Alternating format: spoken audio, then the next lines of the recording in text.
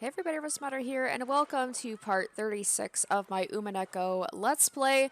The last episode, we started at chapter 4, and Angie was introduced right away as kind of like not part of the game board. She's kind of overseeing it in like the meta world, but she got introduced very early, which I'm very excited about, because she's a great character already.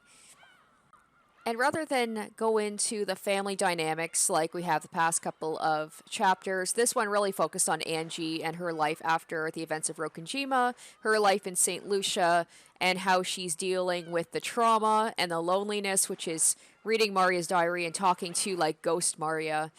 And people told me, yes, this part drags on a little bit with Maria and Angie, but there's a reason for it. And especially the things that Maria says apparently is very important. Her little lion doll also important to the story, so I will keep my mind about that. So like, okay, focus on that, pay attention to that. So we're gonna get back into the story and see how much more of Angie and Maria there is before we get back to the events of Rokunjima. これがマリアお姉ちゃんの言う魔法の力なの？おう、魔法を知るということは、今まですぐそばにいたのに気づけなかったたくさんの友達に気づけるということ。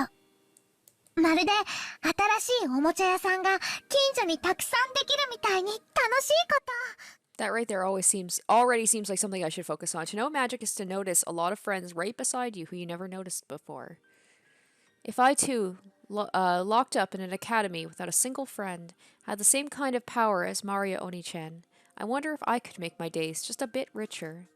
I wonder if I would become able to honestly shed tears in the nights I felt like crying, and crack a smile when the nights are gray. できるよ。エンジェはできる。だってエンジェにだって魔女になれる資格があるもん。魔女になる資格。マリアも魔女になれる資格あるんだよ。だからまだまだ勉強中の修行中なの。きっと素敵な魔女になってほうきでお空をかけて剣で虹を描いて飴玉を空から降らせるの。マリアはきっとできるよ。そしたらエンジェにも見せてあげるね。きっとそれは素敵な夢の中のような光景だから。 Maria Oni-chan said that, making an absolute promise with her smile. There's no way we can become witches. But when I listen to her speak, I can believe that maybe we really could. Because the fact is that on this troubled night, when not a single flower of a smile could bloom, her magic had certainly given birth to a smile. 魔女になれるかな？なれるよ。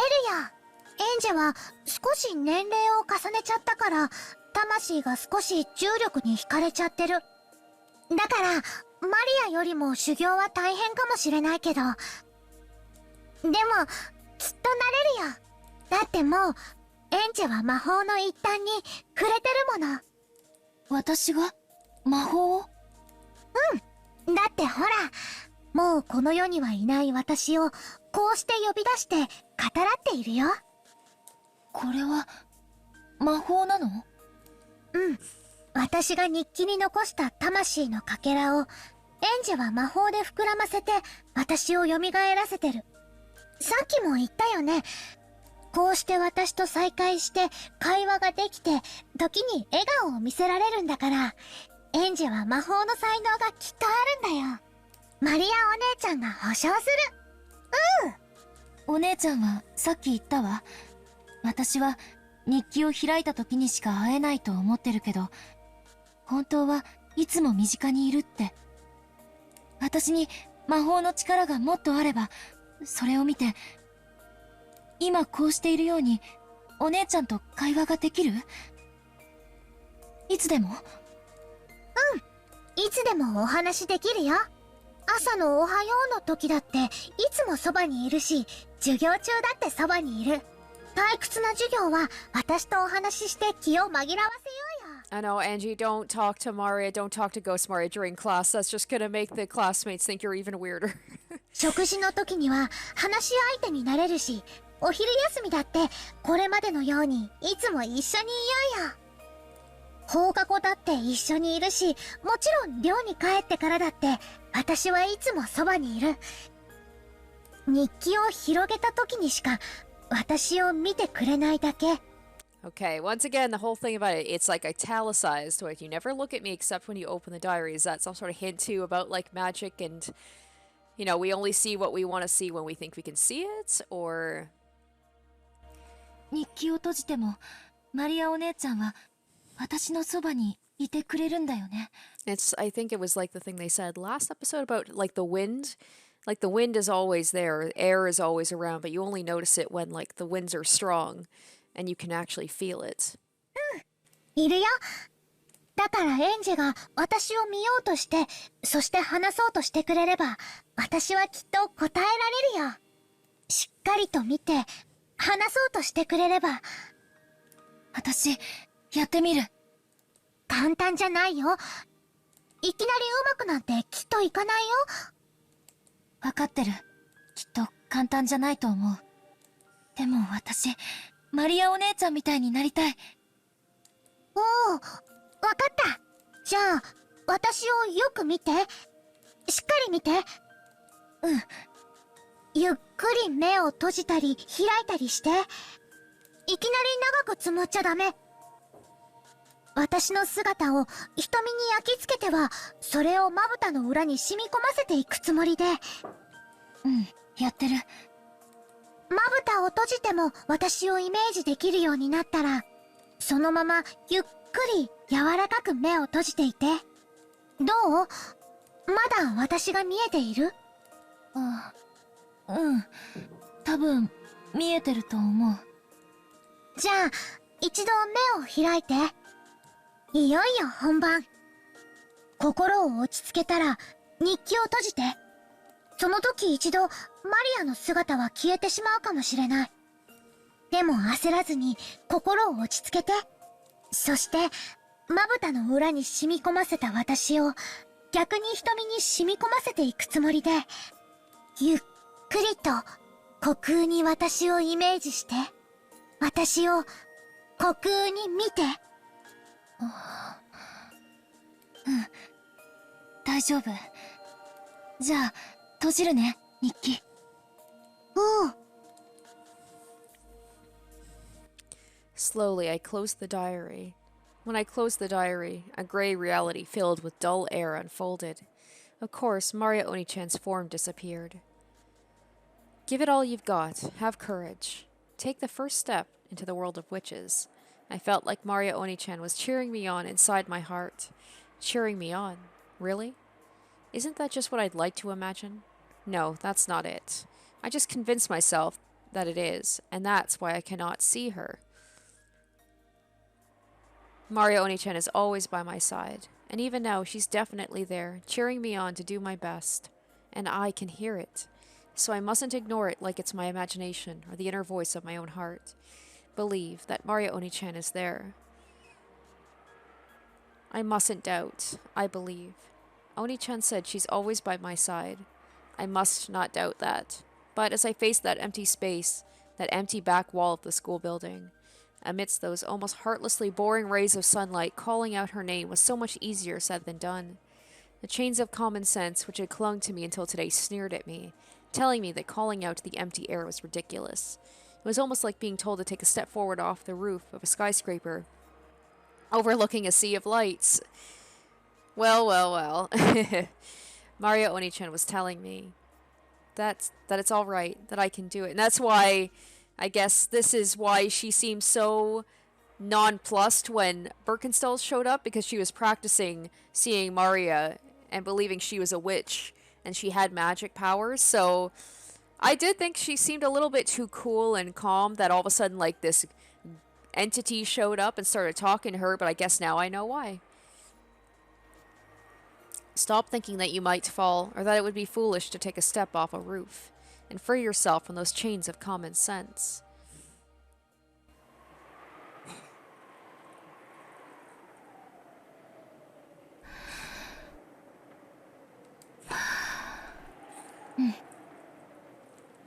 I steadied my breathing. I concentrated my mind. Make the form of Mario Oni-chan that you can see vividly on the inside of your eyelids rise to the surface in the empty space before you. Understand magic and see Oni-chan.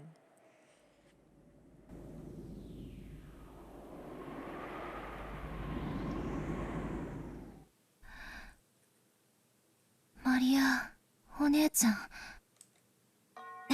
誰かいるの? Suddenly answered by the sound of rustling bushes and a wild cry, I came to my senses.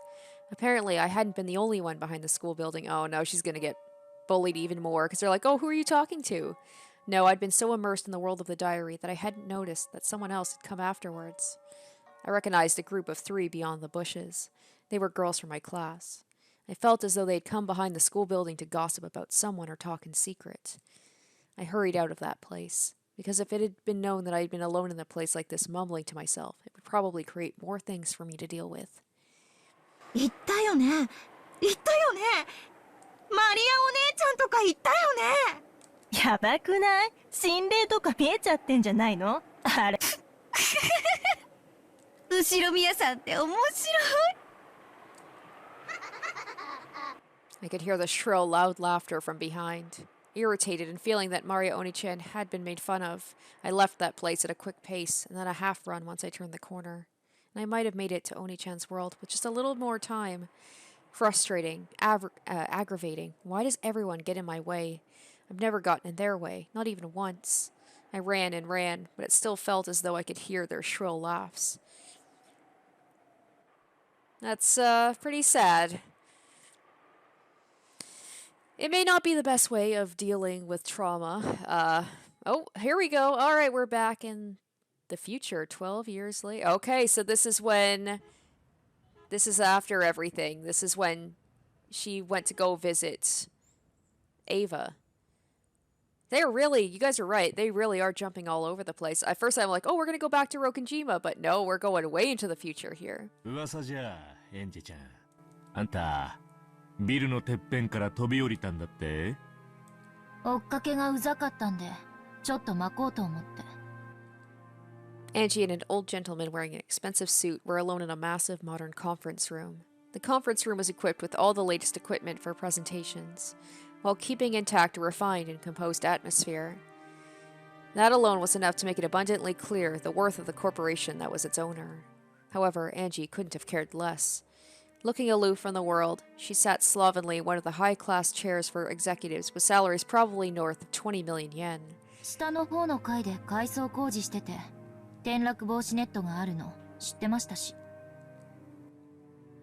Angie dismissed it with an offhand comment, but in reality it had been a miracle among miracles. She had shot through several layers of safety netting for the remodeling project, been caught by a multicolored banner adorning the atrium, slid down it, and been softly caught by a final banner, landed on the ground without a scratch, and then left that place at a brisk walk. It put Hong Kong movies to shame. いくらネットがあるの知ってたったって、高さ200メートルの超高層だよ。もしも思い通りにならなかったら、今頃大変なことになってただろうや。死んだら死んだで、それまでってことでもいいかなって思いました。Yeah, that's I was thinking she's like, hey, win-win, either I became a witch or I die and I don't have to deal with this shit anymore. まあちょっとした運試しです。若気の至りってことで。Angie shrugged coldly, as though saying that she'd had enough of that topic. At this, the old gentleman who was looking at the world below through the window burst into laughter. 運試しときたか。いやはや、やっぱり金蔵さんのお孫さんだね。天賦。天の流れに命を預けてもケロリとしてるその度胸。会長も博打に平気で命を懸けられる人だったが、これもUshiromiyaの血なのかね。やっぱりあんた、将来大物になるよ。悪いことは言わない。家出ごっこはこの辺で切り上げて、須磨寺の家に戻ったらどうだい？お母さん、実家と仲が悪かったって聞いてます。お葬式で初対面の人の家になんて行きたくないです。The Sumadera family is my mom's family. It's a bit of an old family from Kyoto, and unbelievably strict in a way you could never have imagined from the frank way Mom acted. The only person in the Sumadera family I had been on good terms with was Grandpa, who was living separately under the guise of retirement. Mom, too, kept up contact only with Grandpa, and had nothing to do with the rest of the family at all, nor they with her to an ugly degree. Even for me, Grandpa's house was the only part of the Sumadera family I'd ever went to visit. Being young, I hadn't really understood it at the time, but I heard that Grandpa, as a man who married into his wife's family, was in an extremely weak position, and his relationship with Grandma was also bad. In fact, maybe you could even say that he was hated by Grandma and confined to the house. It isn't hard to imagine that because she had a soft spot for Grandpa alone, Mom was probably also hated by the Sumadera family. As her daughter, I was probably also hated quite a bit. And yet, they had appeared for the first time at my parents' funeral, shamelessly going on and how I'd grown, how they could actually act like family after all this time. After Aunt Ava died, all the wealth of the Ushiromiya family was inherited by me. Okay, so this is after Ava's death. If they weren't after that, there's no way they'd have been able to say such disgusting words. まあ、一人ぼっちになっちまって、自暴自棄になりたいエンジェちゃんの気持ちもわからなくもないな。自暴自棄とかじゃないです。小うるさいエヴァおばさんもやっとくたばったんで、久しぶりにのびのびと散歩してるだけじゃないですか。周りが大げさに騒ぎすぎなだけです。They're all just after the vast Ushiromiya wealth I'm shouldered with anyway. They must think if they become my guardians, they'll be able to do whatever they plan with that wealth. Just how many people have tried to act like a substitute parent and get close to me? エンジェちゃんも辛いことがあったら、俺でよかったらいつでも相談してな。Who's to say that this guy too, right, doesn't have ulterior motives? I'd assume he probably does. エンジェちゃんのこと、実の孫みたいに思ってるんだからさ。はあ、当面はノーサンキューということで。それより話を戻してください。エンジェちゃん、何度聞かれたって俺が隠してることは何もないよ。あの日の六軒島の唯一の生き残りが会長なんだ。その会長が何も語らずに言っちまった。俺だって何もわからないよ。すべては闇の中だ。The old gentleman was one of a number of corporate heavyweights who, after Ava had passed away, had been entrusted with the business group she had built up. The one he referred to as the chairman, technically the former chairwoman, was Ushiromiya Ava. His company had once had a friendly relationship with Hideyoshi's company, and he had been a close friend of both Hideyoshi and Ava. For that reason, after Ava lost Hideyoshi, he had become the only person to whom she could reveal her true thoughts. When Ava's heart had been torn by the loss of her family, she had taken it out on Angie. He had also acted as a buffer between the two, so although Angie didn't trust him, she too found him an easy person to pay a visit. あの事件は、いや、事故か。事件なんて言っちまったら怒られちまうな。そりゃ俺も世間やワイドショーと同じ程度の疑問は持ったさ。どうしてエヴァおばさんは事故当時屋敷から2キロも Oh, 離れたところに alright. Are we gonna get into this? Yeah, like, I'm guessing that eventually the boat came to pick them up because they knew that they were only gonna be on the island for a couple of days, and then they just found Ava. Okay, so Ava was in a place 2 kilometers away from the mansion. Okay, let's get into this. This is what I want. I want to know what happened after all that, like, directly afterwards. それも嵐の晩に当時、金蔵さんは次の跡継ぎに誰を選ぶかで迷われていた。表向きは長男のクラウスさんってことになってたんだが、クラウスさんはあまり信頼されていなかったんだ。それで親兄弟4人の中から公平に跡継ぎを決めるため非分の謎というゲームじみた試練を課した。それは表向きだな。おそらく金蔵さんは初めからエヴァさんを当主跡継ぎにするつもりだったんだ。長男が跡継ぎだという自らのルールを撤回してでも、クラウスさんと違い非常に勤勉で優秀だったエヴァさんに家を任せたかったんだ。See, this seems this seems like all too straightforward. It seems like at face value, like that makes sense. Like he didn't want to take back his word about, like, you know, the oldest son would inherit it, you know, the family name and the business and everything. But he knew that, like, if he made a riddle, Ava is so smart, she would most likely be the one to figure it out. So that's the way of, like, circumnavigating that. But there's more to it than that. But then we found out that Rosa actually figured it out. So if Rosa had just been a little bit quicker, she would have been the one who would have inherited everything. And I'm sure Kinzo wouldn't have liked that. 非分の謎を解いた者に家督を引き継ぐなどという新ルールは、クラウスさんから次期当主の肩書きを奪うためだけの茶番だったんだろうな。茶番ってどういう意味ですか？あの碑文は誰にも解ける必要はなかったのさ。Okay. 適当に刑事期間を経た後、本当に金蔵さんが後を継がせたかったエヴァさんを呼び出し、その答えを与えるだけでいい。Okay, he's speaking like he knows this is a for sure thing, but where is he getting this information from? つまり、それこそが当主継承の証ってわけさ。それはワイドショーでは言われていない話ですね。まあ、当主継承がうんぬんなんて話をしたら、余計陰謀説が優勢になっちゃうからね。俺もバカじゃないからさ。誤解を招くようなことはわざわざ口にしないよ。The way he told it went like this. At the time, the head of the Ushiromiya family, Kinzo, diagnosed with little time left to live, was troubled over the problem of who is to succeed him. Normally, the successor would be fixed as the oldest son, Kraus, as laid out by Kinzo himself. But in his later years, Kinzo began to think that Ava was more fitting to be head. However, Kinzo, stubborn even to himself and obstructed by the title of successor that he had given to Kraus, searched for an official stance by which he could skip over Kraus and select Ava as his successor. That official stance was the riddle of the epitaph. The primary successor was still Kraus, but there was a new rule, saying that if someone appeared who could solve the riddle, they would be chosen as the successor to the head. And on the day of what would probably be his final family conference, Kinzo had told Ava the answer to the riddle himself. I don't believe that. I don't think that's the case. In short, it was the same as proclaiming that Ava was the successor. エヴァさんはあの日、金蔵さんに呼ばれ、それを打ち明けられたんだ。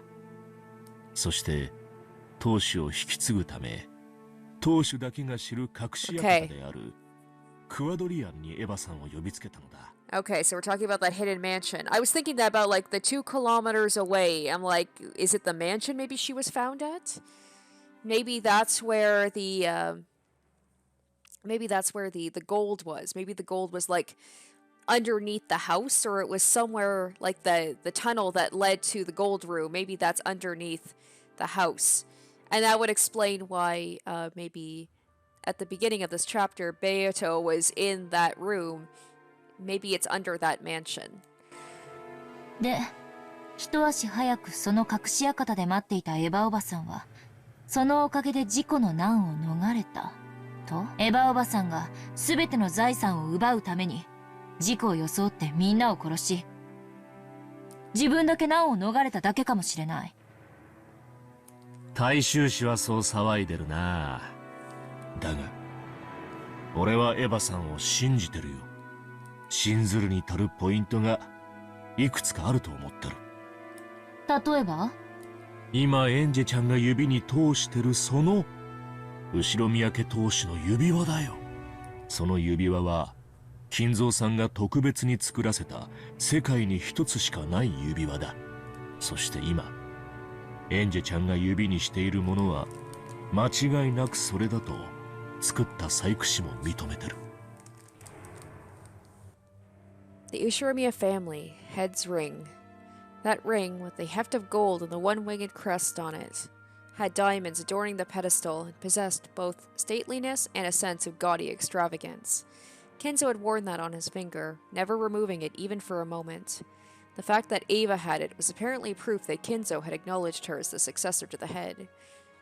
Okay. その指輪を確かにエヴァさんが持つ So I guess that's a thing too, because Kinzo threw the ring out the window, right? To signify that like the game is afoot apparently. So yeah, how did Ava come across the ring?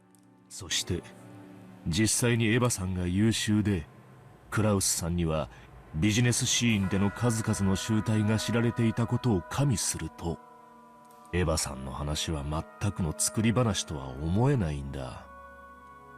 その指輪を奪うためにおじいさまを殺害した可能性だってあるけれど、そしてエヴァおばさんは何らかの細工をして事故に見せかけて一族を皆殺しにした。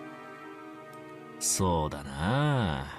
大衆氏は財産の独り占めが目当てで一族を皆殺しにしたなんて言ってるようだな。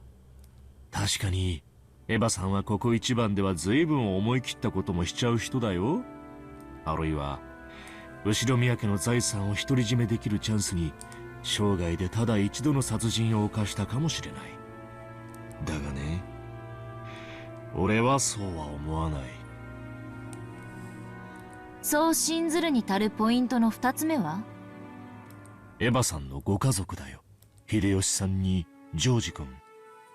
Oh, is he saying the fact that Hideyoshi and George, the fact that they died, like Ava would never do that? And I agree. I don't think she killed them. エンジェちゃんはにわかには信じがたいだろうけど、エヴァさんはあれでかなり家族を大事にする人だったんだ。He was right. I found it very hard to believe that, or admit it. But deep inside I knew. Aunt Ava really had been a person who treasured her family greatly. The root of her twisted personality had been nothing more than the sadness of losing her beloved husband and son. Having been used as an outlet for all that emotion, I had no feelings of sympathy for her at all. But even so, it's not like I couldn't imagine that losing her entire family had dealt her an incredible shock sufficient to transform her personality. 家族を愛したエヴァおばさんが夫と息子を見捨てるわけがないと？そうだ。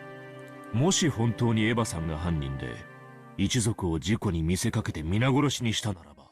This is why I said in my theory video it's at least two people. It's Ava and somebody else. 夫と息子が絶対に生き残ってるはずなんだ。偶然自分の家族だけが隠し館にいたとへりくつをこねてね。もし秀吉さんとジョージ君も無事だったなら、さすがの俺でもエヴァさんの陰謀を疑ったろうよ。俺は秀吉さんの葬儀で見せたエヴァさんのあの号泣を演技だなんて到底思えんね。どっちも状況証拠的ですね。エヴァおばさんの潔白を物理的に示すには至らない。それを言っちゃおしまいだよ。生き残ったのはエヴァさんのみ。その彼女がそれが真実だと言うんだからさ。でも彼女の潔白は誰にも証明できない。What's this again? Which one of these? Is this Hempel's Raven? Is this the Devil's Proof? The whole thing about like they don't have proof on either side that it is or isn't it, you know, the truth or not true. ああ、そうさ。そして彼女の犯行も誰にも証明できない。Is this Schrodinger's cat, where it's a thing? It's like she could have murdered, she couldn't have. It's just like it's one of those things where it's just like it could go either way, really. そして信ずるべきポイントの最後が警察だ。何しろ派手な事件だったからね。Okay, I'm glad that we're getting more backstory into 陰 this. 謀説を騒ぐ世論に後押しされて、警察が随分とエヴァさんを調べたはずさ。Except Angie will say, well, she probably just bought off the police. It's easy to feel something unnatural about the claim Ava had escaped the accident by coincidence, because she and she alone had escaped to a hidden mansion. Furthermore, at the time, Hideyoshi's company had been right in the middle of a takeover struggle, and had wanted a large sum of cash in order to buy off the big stockholders. It shouldn't be too hard to find a motive there. But as a matter of fact, en route to the family conference, Ava's person had been perfectly clean. Nothing unnatural was found on her that could have been used to brutally murder her family and make it look like an accident. The servants who escaped harm by being off duty on that day also stated that they hadn't seen anything strange regarding anyone related to the event, Ava included. Putting all of that together, it could only be concluded that Ushiromiya Ava had headed to Rokunjima for a normal family conference, no different from usual, and become involved in an accident. 警察があれだけ散々調べて事件性を見出すことができなかった。警察がそう断じた。The problem was, as soon as Ava found the gold, it's like her personality just completely changed. Or maybe she just became the person that she truly was deep down inside. それでロケン島疑惑は決着じゃないのかな。それは単に警察は事件性を発見できなかったってだけの話じゃないんですか。それを言い出したらキリがないな。悪魔の証明になっちゃう。 Devil's proof, that's the one. So it's just like she's arguing like Battler does. Siblings, they truly are siblings. 犯罪を暴くには証拠を見つければいい。でも無実を示すには何を見つけりゃいいんだい？消極的事実の証明は不可能だ。エヴァおばさんが犯罪を犯したか否か、それを判断する材料が見つからないから、そのまま真相は迷宮入りということですね。そうだな。エンジェちゃんの期待する言い方にするとそうなるな。エヴァさん自身にだって自分の無実は証明不能なのさ。あの島で不幸な事故があった。そしてたまたまエヴァさんが生き残った。しかもそれ以上のことは何もわからない。つまるところ唯一の生存者であるエヴァさんの話を信じられるか否かって俺は信じたよ。指輪の話や彼女の尊敬できる家族愛、そして葬儀で見せた涙、それらを加味して考えて彼女の話を信じようと思ったんだ。でも私は信じない。指輪なんて奪う気なら方法はいくらでもあるだろうし、家族仲が本当に良かったかなんて誰にもわからない。葬儀の涙が本物かなんて証明不能。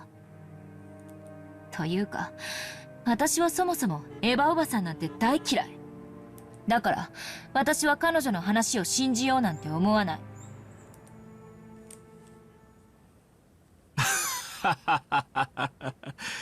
事件の真相をどう見るか。俺とエンジェちゃんで真っ向から対立しちまったな。俺たちに与えられてる情報は全く同じなのに、全く異なる見解も持っちまう。こういうこと政治や経済でもよくあるんだ。同じ事業をやっても必ず評価は分かれちまう。どうしてかわかるかい？いいえ。It's because we go in with our own biases about things, I'm guessing. 愛があるかどうかさ。 Oh, and that's the thing that keeps saying over and over, right? About like the thing that you need most is love, right? That's a reoccurring thing in this game. 相手に愛を感じてるかどうかで、物の見え方は全く違うってことなんだ。 Exactly, because like this guy liked Ava, you know, or at least he had a, you know, platonic, like decent relationship with her, so he is more willing to believe her, whereas Angie understandably hates Ava, so of course she's going to assume the worst. 好きな人が貧しい人に施しをすれば尊敬できるだろう。でも嫌いな奴が施しなんて始めたら売名行為だとかばらまき行政だとか非難合々さ。何をしてもしなくても愛があれば感謝し、愛がなければ非難する。それが世の中ってもんなんだ。エヴァおばさんのことを信じられるか信じられないか、それだけの違いってことですか？彼女を疑う人間には彼女が何をしてもしなくてもそれは実に不自然に見えるだろうさ。逆もしかり。俺はね、世の中には真実なんてものはよっぽどのことがない限り存在しないんじゃないかと思うね。いや仮にもし真実が存在したとしても、それを信じるか信じないかは愛があるか否かで決められちまう。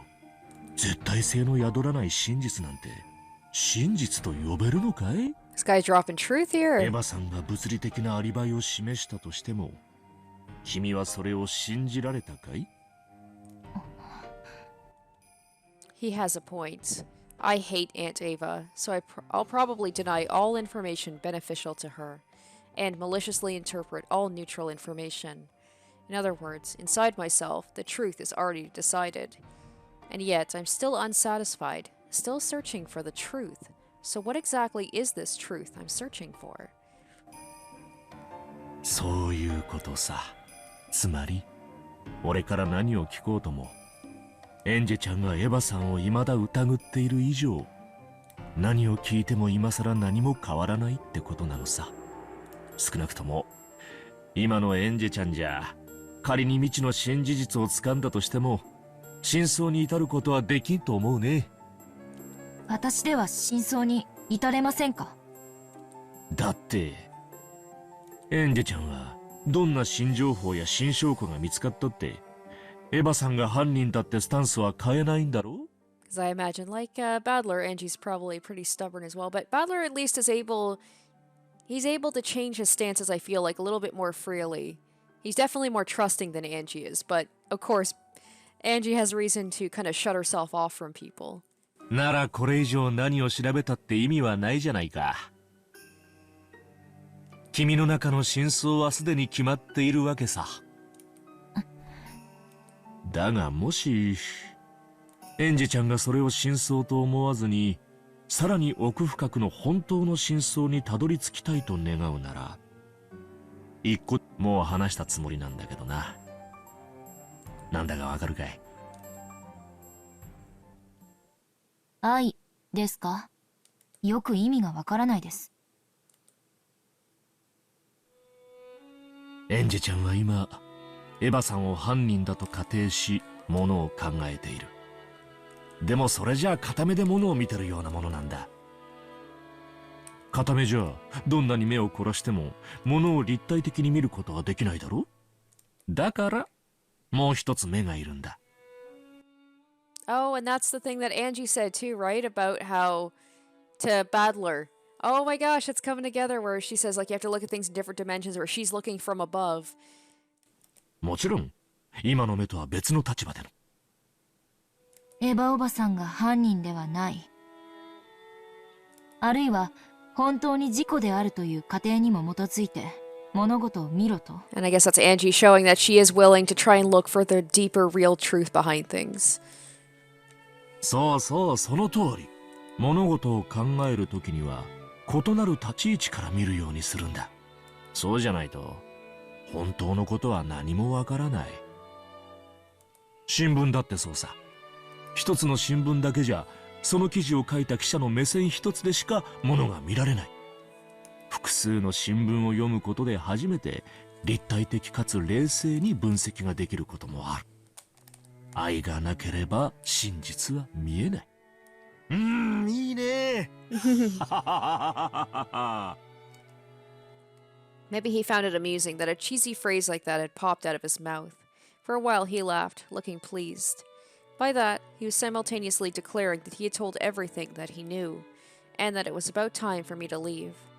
Understanding that, I got to my feet. 俺にもエンジェちゃんの気持ちが分かったよ。あんたが納得するようにしばらく好きにしたらいい。当時、君は6歳だった。わけがわからないうちに家族を失い、未だに心の整理がつかない気持ち、よくわかるんだ。真相はわかるかもしれない、わからないかもしれない。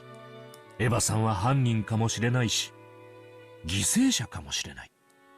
エンジェちゃんが信じる真実が見つけられるのを祈ってるよ。若いうちの旅も貴重な経験かもしれない。ありがとうございます。お忙しいところお邪魔して本当にすみませんでした。Okay. So, wait, Okanoki? That name sounds familiar.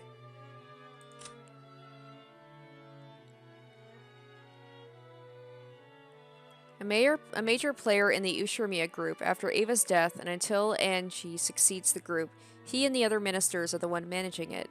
However, since Angie has no desire to do so, the group is on the brink of internal discord, putting him in a difficult position as well. He was previously the president of a foodstuff distribution company and had a very close relationship with Hideyoshi's company.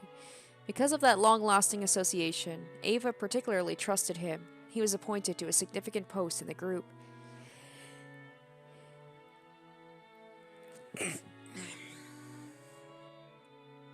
Okay, I'm Okanagi. That's not the guy who is the head of the Mountain Dogs, was he? He kind of looks like him now, like the pulled-back hair. The name sounds kind of familiar. I may be totally mistaken. It may be a play on it or a reference, but I don't know. All right, well, let's look at this. Ava, after being repeatedly hospitalized from psychogenic stress, she is already dead in the world of 1998 due to acute heart failure. The only survivor for Rokenjima, she lived her later years in isolation with no one to understand her. The media gave her the name Queen of Suspicion. She continued on a path of reckless expansion like Kinzo had done in the past and made many enemies. In her later years, she seemed to do this repeatedly, as if she found it funny, and at that point it was no longer for economic reasons, but simply to harass. And all of this was for the sake of Angie, who would eventually succeed her. Alright, Angie threw herself off the top of a skyscraper and miraculously survived unharmed.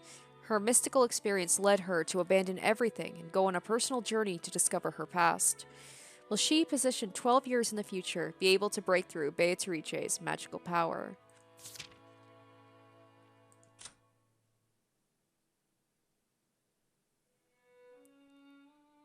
Alright, so it looks like we got some new information here as well. We got Lambda Delta. Is using Beatrice's game like a birdcage to imprison Birkenstall. Her objective is an eternal draw, takes Beatrice's side most of the time, but supports Battler when he looks like he's about to drop out. Conversely, when Beatrice starts to get cornered, she supports Beatrice. Endless is merely infinite idle repetition.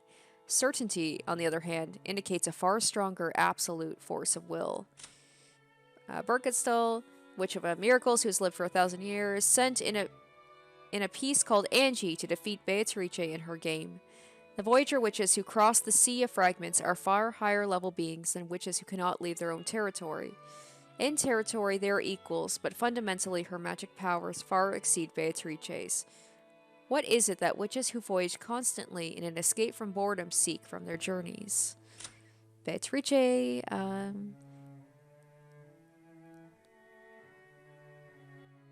Okay, this one I think is all the same as before. Mario on the witch side, so sweet. A little mage who has inherited the black blood from Kinzo. Unlike Kinzo, she was gifted with natural talent to begin to tread the path of the mage while still young. That said, her power is still weak, and she's no more than an apprentice. However, she's skilled with enchantments, which bestow magical power upon objects, and the magical items she creates compete with those of the Meister class. And Angie, the Endless Witch, or the Witch Hunter, to slay all witches. Without understanding witches, one will never slay a witch. After understanding witches, still never will one slay a witch. She understands witches and denies them. This contradictory power alone gives her the blade to slay witches. Oh my goodness. 言って。これからどうするんだ？まあ適当に。事件関係者やその道の専門家ってやつに何人かアポを入れてるので、そちらを当たるつもりです。そうか。納得のいく答えが見つかるといいな。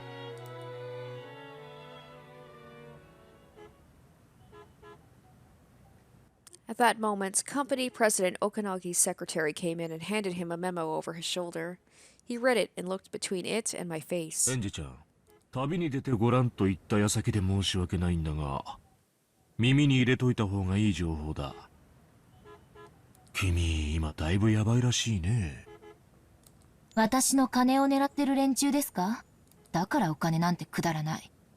だからって財産丸ごと売っ払って、全額を福祉に寄付しようなんてしたら、エンジェちゃんの財産で川残用してる連中が目ん玉飛び出しちまうよ。ああ、スマデラの家ですか。あいつら、何を偉そうに保護者面して。I have the precedent of Aunt Ava. Who would ever go under the care of the Sumadera family?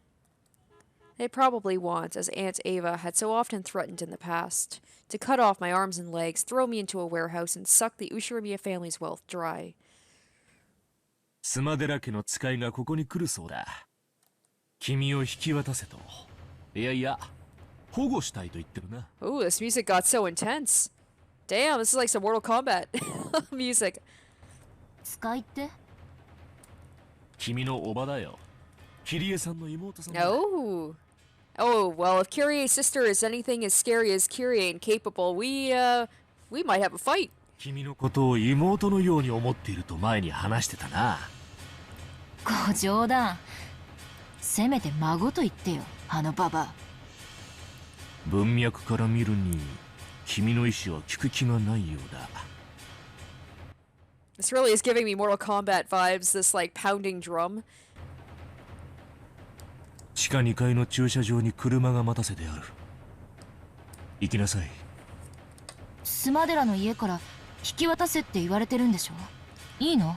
私を行かせて。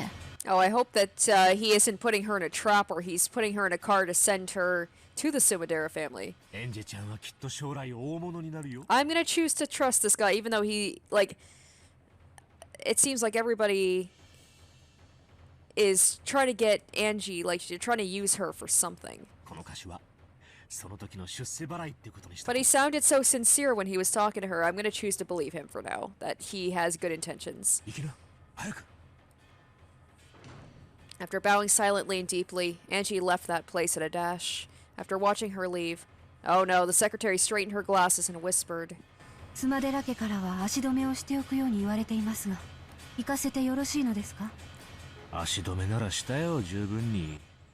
Uh-oh. それに間に合わないのはスマデラの。 Okay, I was like, oh, please don't, please, right after I say I'm gonna trust you, don't betray me. エンジェちゃんには逃げろと言ったし、スマデラにはエンジェちゃんが来てるよと通報したし、捕まっても捕まらなくても双方に選ばれ Oh, ない。 is he playing both sides? 世の中はすべからく愛だね。大丈夫。 Yeah, alright. 何しろ追ってまくためにビルから飛び降りられる子だからね。 Okay, he trusts her that she'll make it out. Alright, buddy. Okanagi again looked down at the world below and muttered, yeah, that would be beyond me. Angie was no fool herself. She got off the elevator and stepped out onto the third floor. Is she gonna be like, no, I'm not taking that car, it could be a trap? A taxi in the second level of the basement? That's so overly courteous that it feels wrong. Oh, I'm glad Angie and me are on the same page. Immediately I'm sus. It's probably better to decline that, but my enemies aren't fools either. They probably have control of not just the underground parking lot, but the first floor lobby as well. She's like, might as well, you know, jumping out of the third floor will be nothing after jumping off the top of a skyscraper. This is such a massive building. Instead of getting anxious and escaping outside, maybe it's better to just stay on the inside and wait it out. No, that's no good. If they gain control of the security room in a modern building like this, I'll have nowhere to run to. This entire building is like a massive dead end. The third floor is the business floor. A girl like me clearly sticks out. Trying not to stand out any more than I had to, I walked at a quick pace, searching for an emergency staircase. One running down the outside of the building would be ideal. I found the door to the emergency staircase. After opening that heavy door, I found the outside stairs I was hoping to see. Once outside, I immediately encountered a man smoking a cigarette, who looked like an employee skipping work. After glaring at me, he quickly crushed up his cigarette and went away. It looks like there's no one below. If I'm going to escape, now is my only chance. This is so intense. I love it. I love escape scenes like this. Just when I thought that, with an incredible squealing of the tires, a black car slid directly below me and came to a sudden stop. It felt like from the tire sounds, there were several more of them, and this one had come here to block the path. かすみおばさん、やるじゃない。非常口から出てくるメイにまで送迎車を送るなんて。Bam, bam. The car doors opened forcefully. 3 men in black suits jumped out, and they looked up at the emergency staircase. Ah, shoot. Our eyes met. 12マルタイ発見北西側非常階段3階 This sounds like the Mountain Dogs. This is giving me like the Higurashi Mountain Dogs vibes. エンジェ様そこを動かれませんようにご無礼を失礼します The 3 of them began to clamber up the emergency staircase. They'd already announced that they're planning to be rough. This is pretty bad. They've probably been ordered to bring me back by any means, with one of my arms yanked off if necessary, just so long as I'm still breathing. Clank, clank, clank. Their heavy, wild footsteps became a helix and began to rise from the lower floors, getting closer. In the entrance lobby of the building, a woman was walking forwards at a leisurely pace with 7 black-suited guards in tow. Seeing this ostentatious entrance, the security guards for the building ran up to them, asking if they had an appointment. Okay, yeah, I can definitely see the Kyrie the Kyrie resemblance there. 失礼いたしました。当社ではご来賓の皆様にはフロントにてセキュリ下がれ下船が私はお前たちの社長に呼ばれてきたんだよ。おこのぎ哲郎を呼んでおいで。呼びつけておいて出迎えもないとはね。これだから東京人はこれは失礼。ようこそUshiromiyaグループへ。妻寺かすみさん。With his secretary behind him, Okanagi dashingly appeared from the elevator. Even though both of them wore bold smiles, they were caught in a tension reminiscent of the smell of gunpowder. 演者はどこ？姉さんのかわいい姪を迎えに来たのよ、私は。Ushiromiyaグループでは時間厳守がモットーでしてな。It's just so creepy that she just wears that smile the whole time. 時間を守れない人間は契約も守れないってのが先代会長のお言葉でして。東京まで呼びつけてなんてざまなの？逃がしたわね。逃げられたと言ってもらいたいですな。これでも随分足止めはしたんです。さすがに蹴取られましてね。妻寺さんが時間通りに来てくれれば問題はなかったのですが、これだから地方人はルーズで困るんです。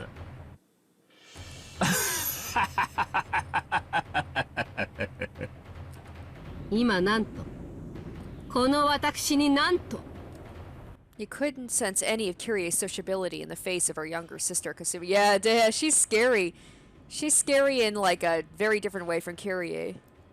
She wore on her face the arrogance of the ancient Sumadera family towards the ruined Ushiromiya family, as well as pride, because she didn't want anyone to notice that her family was declining so much that they couldn't ignore the Ushiromiya family's wealth.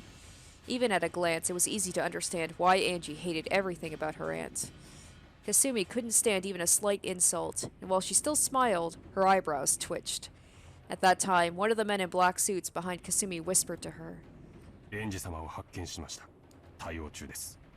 あら、間に合ってよかった。ありがとうね、お好み。ようやくやんちゃな姪を連れて帰れそうだわ。私、あの子と一緒にゆっくりとお茶室で語らいた。Clank, clank, clank, clank. As the violence of the sound drew a helix, it rushed up at me from below, threatening to swallow me up. Of course, even if I fight them, I stand no chance of winning. Even so, if I run into the building, it'll be like jumping into a dead end on my own accord. The enemies will increase in number with time. If I can't do anything here, I won't have any more chances to escape. Then 3 muscular black suits came into view below me. 1, 2, 3. 3 people. In other words, everyone who had gotten out of the car. If there had been just one of them, I might have been able to wait for the moment of arrival to drop-kick him as hard as I could, which might have worked out. But it really is impossible with 3 of them. Wait, 3, huh? 3 might just be about doable. Wait, what? Is she actually gonna fight them? I can do it. Oh my god, what? バカやめろ。危ない。うわー。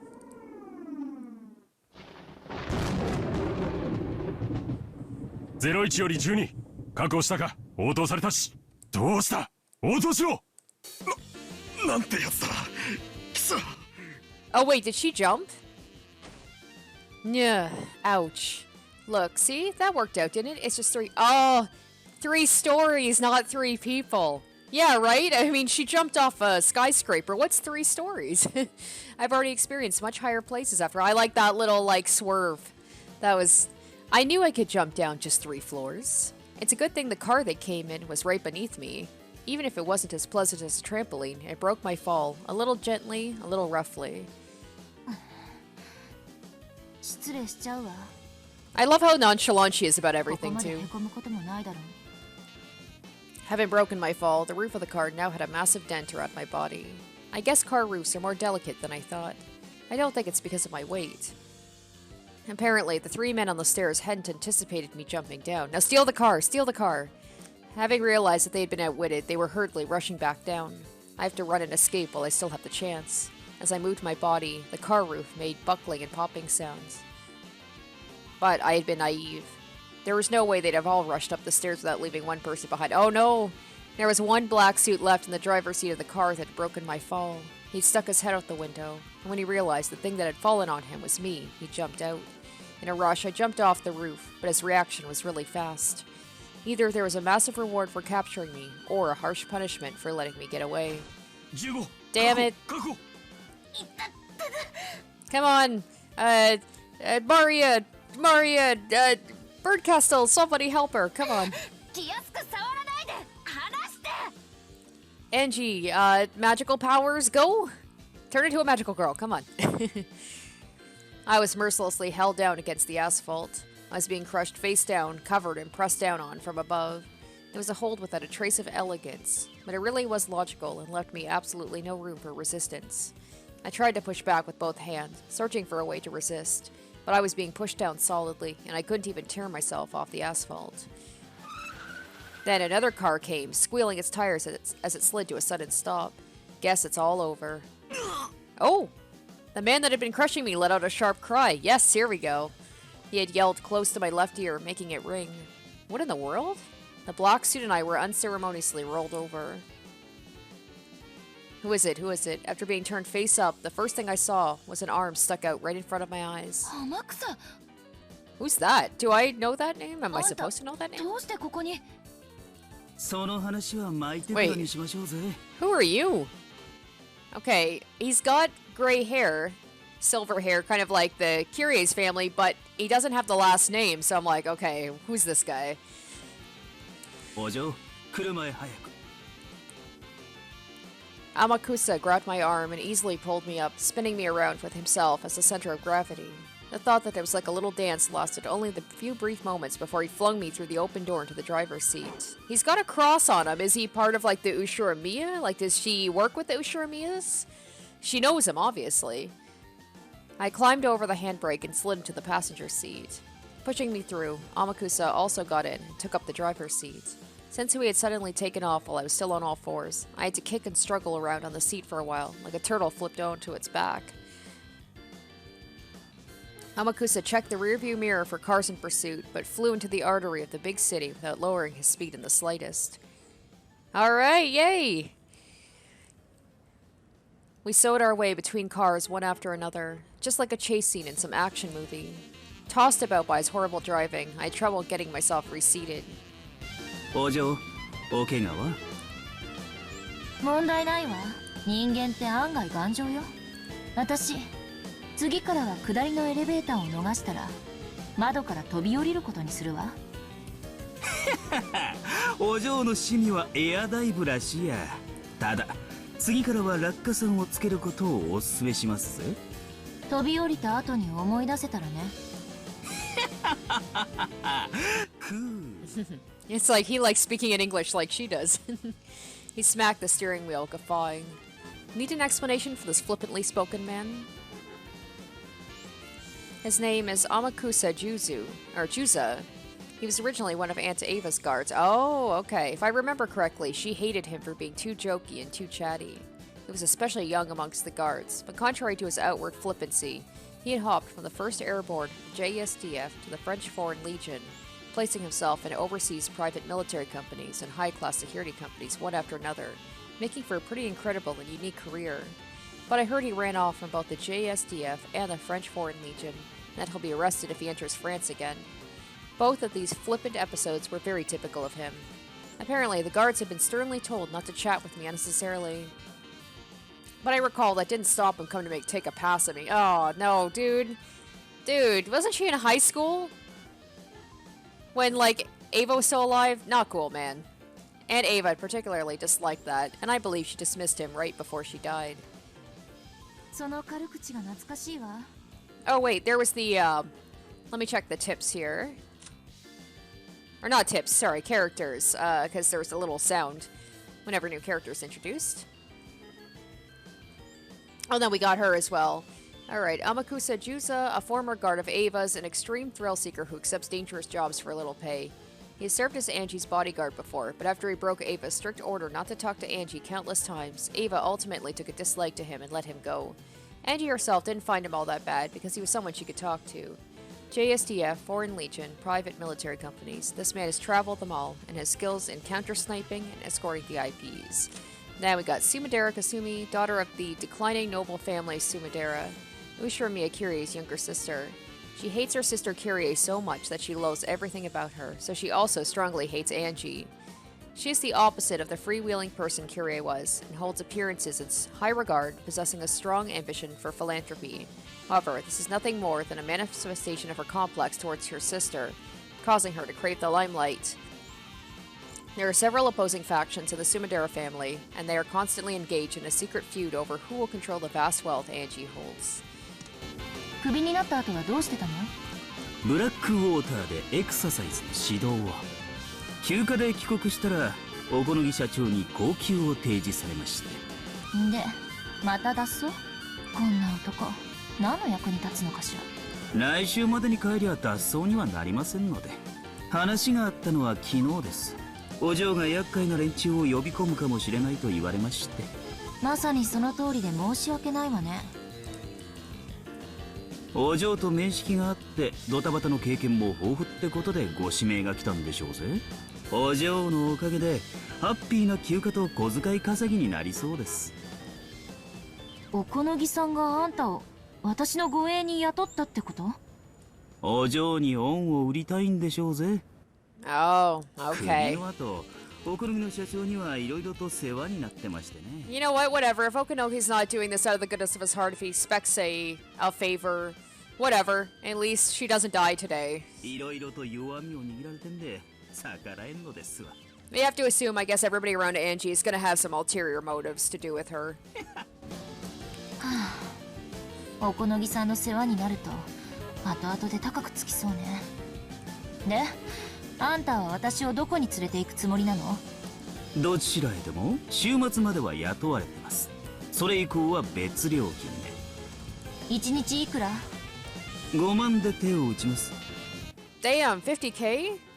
Is that in American or is that Japanese? Like, that can't be American. $50,000 a day? I know that he's a pretty, like, high-ranking, like, private guard or whatever, but that seems excessive. But Angie has so much money, she's probably just like, yeah, whatever. 経費は別ですぜ。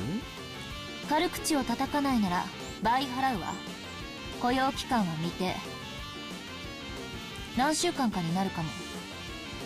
そりゃ大変だ。ボスに休暇の延長を電話しねえとなりませんぜ。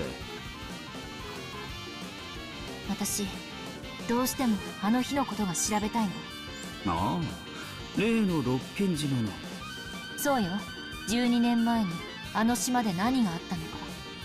So, I wonder if this is going to be more like an investigation almost of Rokunjima. Like, I know we're actually probably going to see the events happen in Rokunjima because Angie's going to probably see it from her perspective watching to see what happened.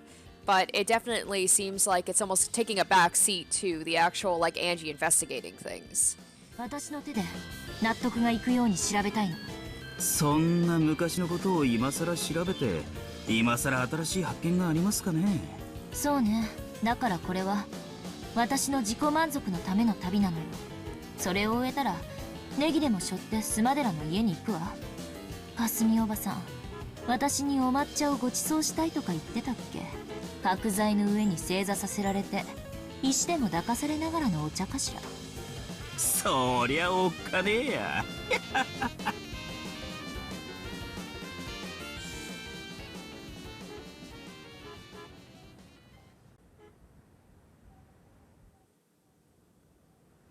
申し訳ございません。見失いました。仲間と思われる男が一人、脱出を援護。スタンガン所持、運転技術その他から見て、素人ではありません。そう、ありがと残念よ、おこのぎ。これがあなたのお返事だということでよろしいかしら。逃がしたのはあんたのヘマだ。俺の知ったこっちゃないね。あなたにもぜひ今度お抹茶をご馳走したいわね。京都においでの際にはぜひお立ち寄りなさいな。 So what I'm hearing is never accept tea from this woman. There's something in that matcha, or matcha is like code for something like I'm gonna chop off your fingers. 行くわよ。あれ、もう帰っちまうのかい？お茶漬けでも食ってけばいいのに。 It's so creepy the way she never stops smiling. Okay, what is this? This is some sort of tip, I'm guessing. Alright, Chazuke? Known as Babuzuke in Kyoto, where Sumadera Kasumi is from, is green tea poured over rice with savory toppings. Ooh, it doesn't sound great to me. I don't know, tea on top of rice? It is said in Kyoto, offering Chazuke to a guest is often not meant sincerely, but is merely a way of indicating in a roundabout fashion that it is time for the guest to leave, and the guest is expected to know when to refuse. Effectively, in this scene, Tetsuro brazenly steals a phrase from Kasumi's own cultural roots to tell her not to let the door hit her on the way out.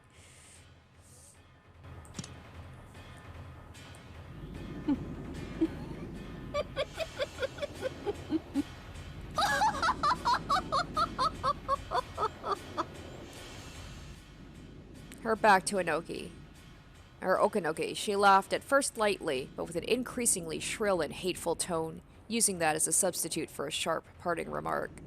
At that exact moment, she stopped laughing. The look on her face changed dramatically to that of a demon. But because her back was facing him, Okanoki never saw that expression. Okanoki watched her go, laughing coolly.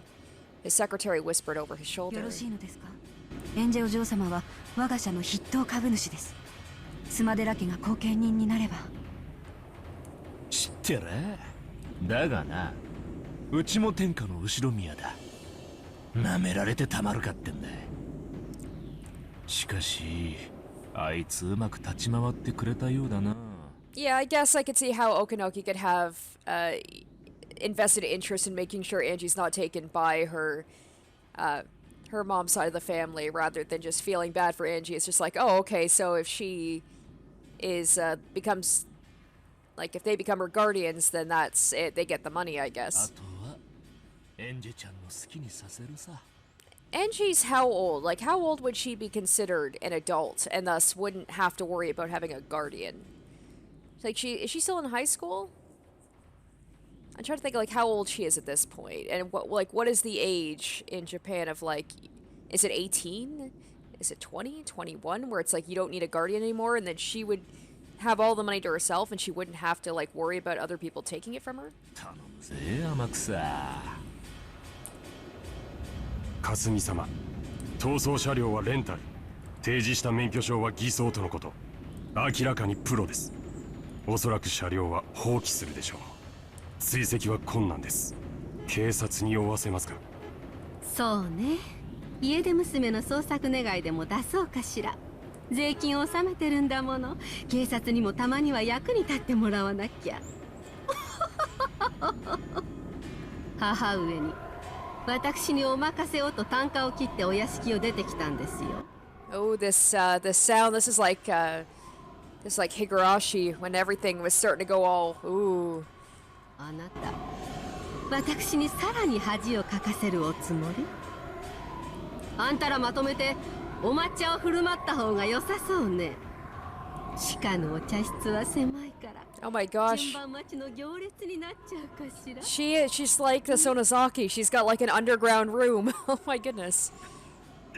And then she has that same kind of look as the Sonozaki's, wearing like the kimono and very formal, very classic. And very scary. 本当に可愛い子ね。姉さんに本当にそっくり。自分勝手で自由奔放なあたりが本当にそっくり。ああ、もう姉さんにしか見えなくなってきたわ。本当に楽しみよ。姉さんの娘をお茶室にお招きできるなんてね。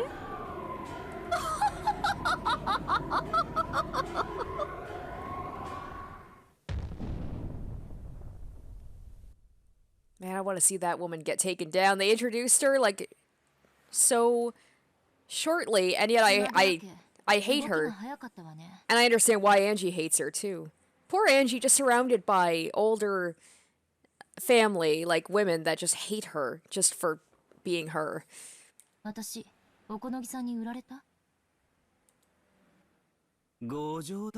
not even that they hate Angie for being her, it's they hate her for like the family name, I guess. Ava because she's the one who inherits the Ushiromiya name, and the Sumideras because she gets all the money because of her name, and also because apparently Kasumi also hates Kyrie, and Angie is basically like a spitting image of that. We're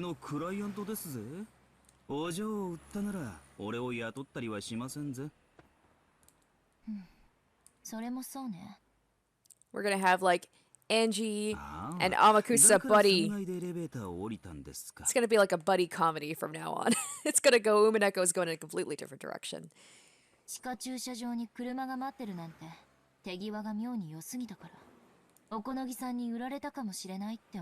alright, Angie, I thought the same thing.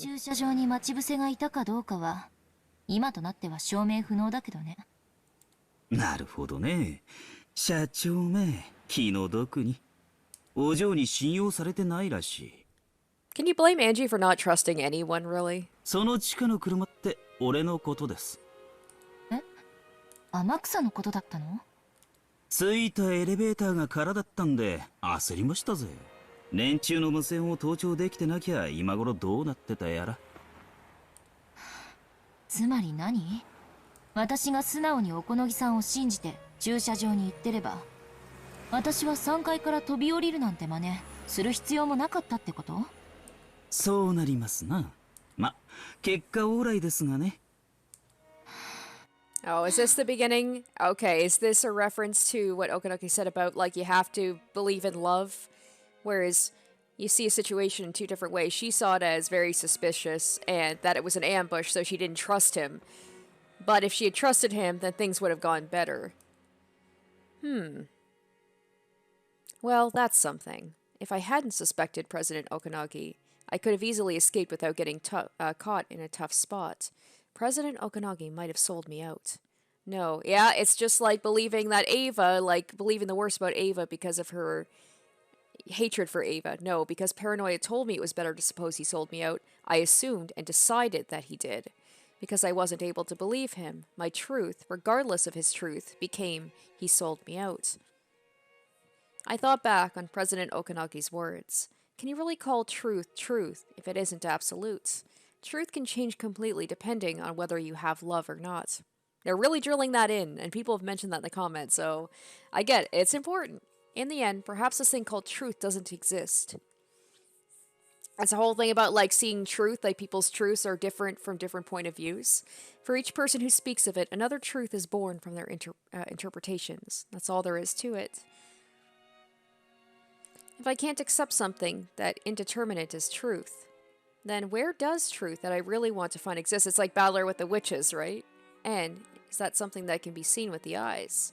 I might be surprised to discover that even if the truth is thrust in front of me, it may be something I cannot see. Yeah, they're hammering it in, aren't they?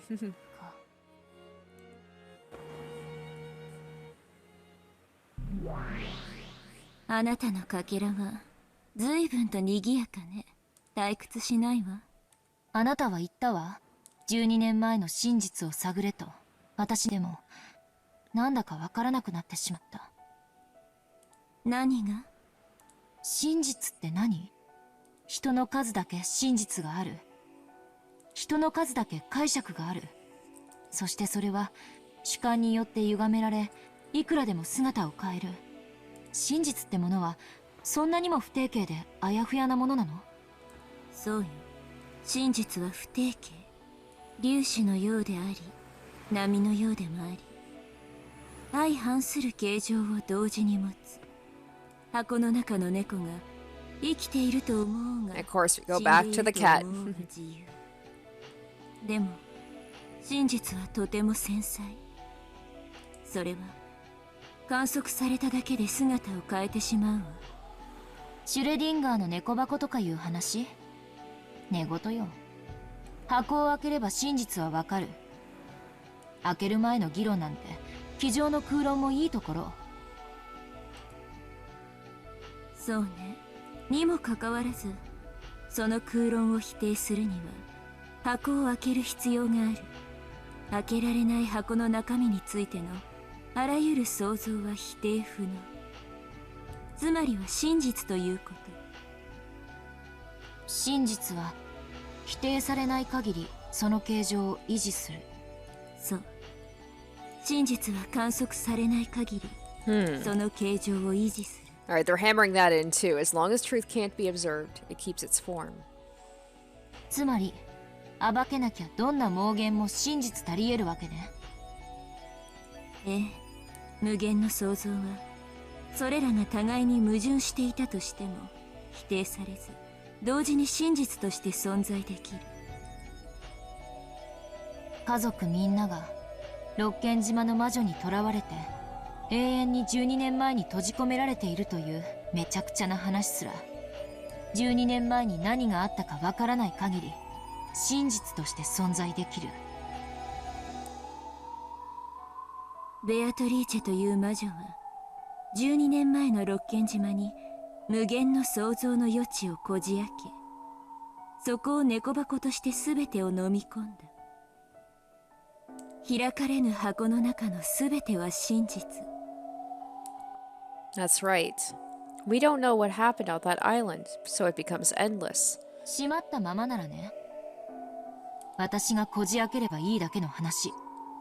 でもその箱は12年前に閉じられ、どこにあるのかもわからない。仮に六軒島に訪れたとしても、私は荒れ果てた島で12年前の何を知ることができるというの？さあ、何を知ることができるのかしら。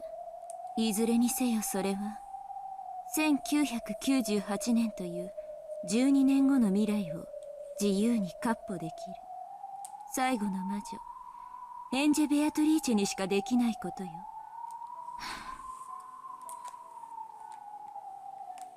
ベアトリーチェのゲーム版は1986年10月4日から5日の2日間。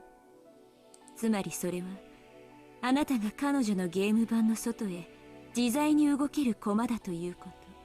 そしてベアトリーチェですらこのゲーム版を超えた未来へは干渉できない。そうやって言われると私ってかなり優秀でずるい駒だわ。あなたが身を置く12年後という未来は確かに遠いわ。しかし駒は未来に位置すれば位置するほど強い力を持つの。Yeah, so 12 years, so she's 18. This brings me back to the whole thing about, like, why does she still need a guardian? I would think that she'd be old enough to, like, and, you know, it could be different based on where you live, I suppose, but 18, in a lot of places, you're considered an adult, and that would be, like, if you were to have money put aside for you in, like, a trust fund or whatever, that's when you'd get it. So I'd feel like at 18... she should be able to have access to her money and do with it what she wants and not have to worry about a guardian coming in and taking all her money. 言ったでしょ。真実は観測されると姿を変えると。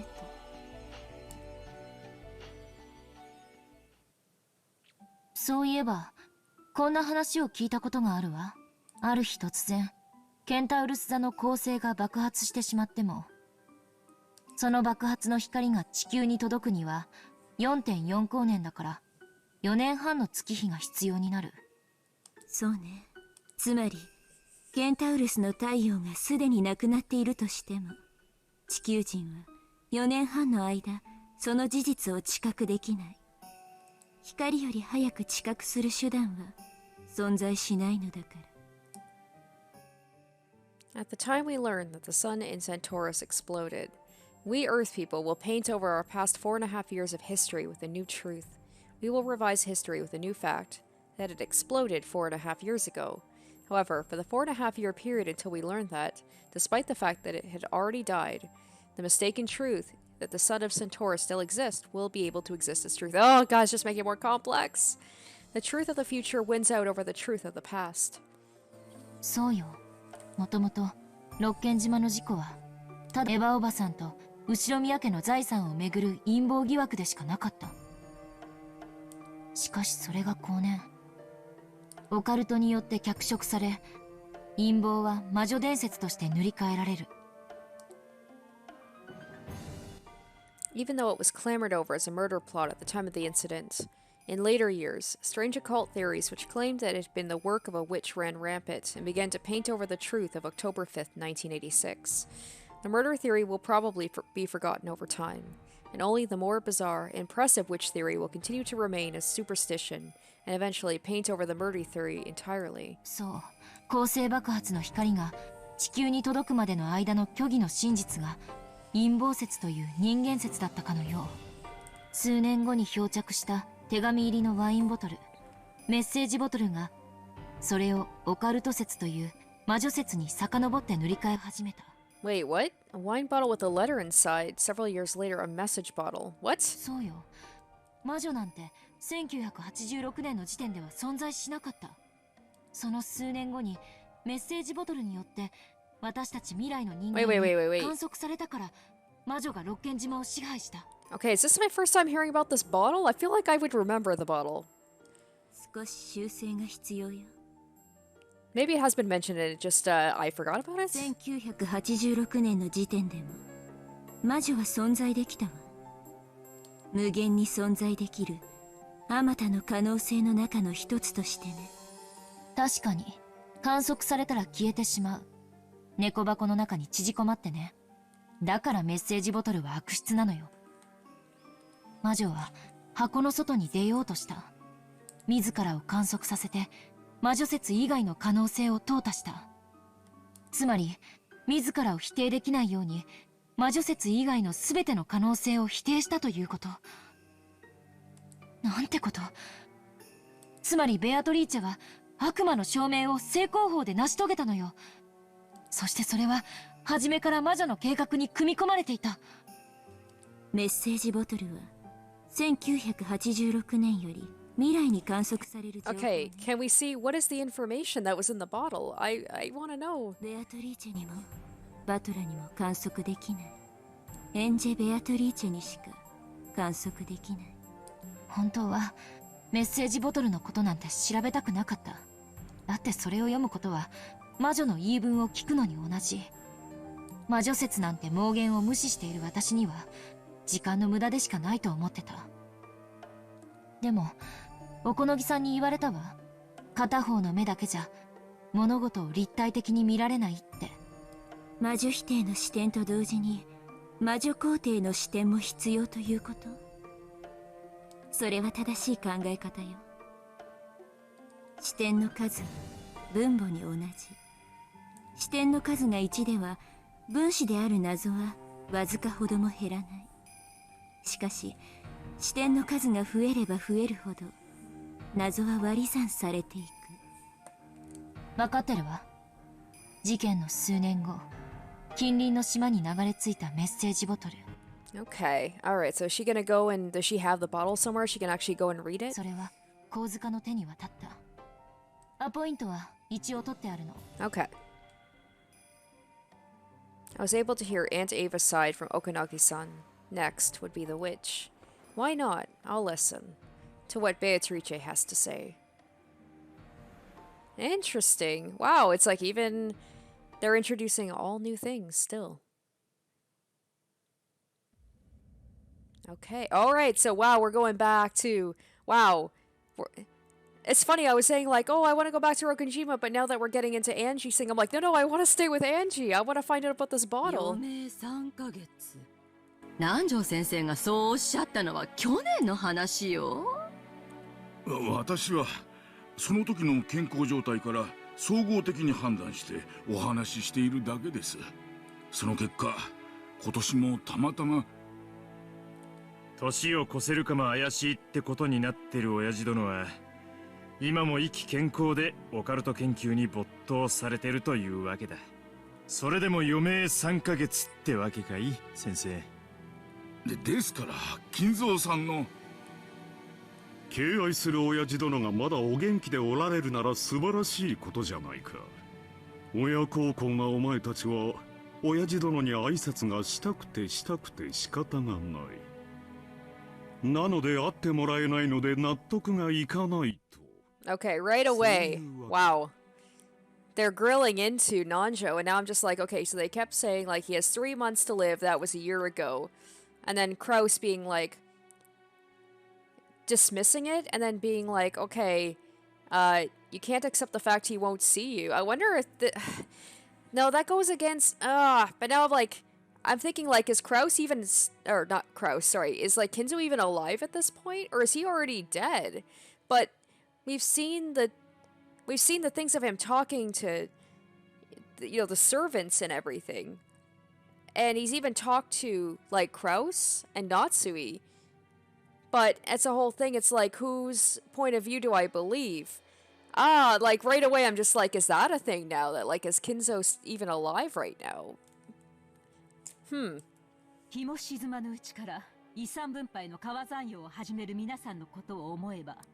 Now I have to, like, go back and think about stuff, because Kinzo's definitely had conversations with people. So maybe that's, maybe he probably is alive. But they kept going, like, Kraus and Natsu would always be like, oh, we can't let them see father, and I assumed it's because they didn't want to let, like, Kinzo be convinced by them to, like, give the inheritance to someone else, but I, それは誤解よ、夏日姉さん。ただ、私たちはその。親父とて不死身じゃねえ。いつかは死ぬ。 he's gonna die someday. Just the way that it's, like, 死ね italicized. と言ってるんじゃない。いつかは死ぬと言ってるだけさ。 Maybe Rudolph even thinks, like, oh, maybe, yeah, maybe Kinzo's already gone and they're just, like, maybe that's why his body's been burned. Maybe that's why his body's always burned. I said that in my theory video for the last chapter about how, like, maybe they did it to hide the true reason, like, his true cause of death. Maybe he's already dead and they burned it to kind of, like, hide that fact. Maybe. It's like Rudolph knows. It's like he's calling them on their bullshit. それが不敬だと言っているのです。よしなさい。また君の頭痛に触る。Kraus told Natsui, who had risen from her chair in agitation, to sit down.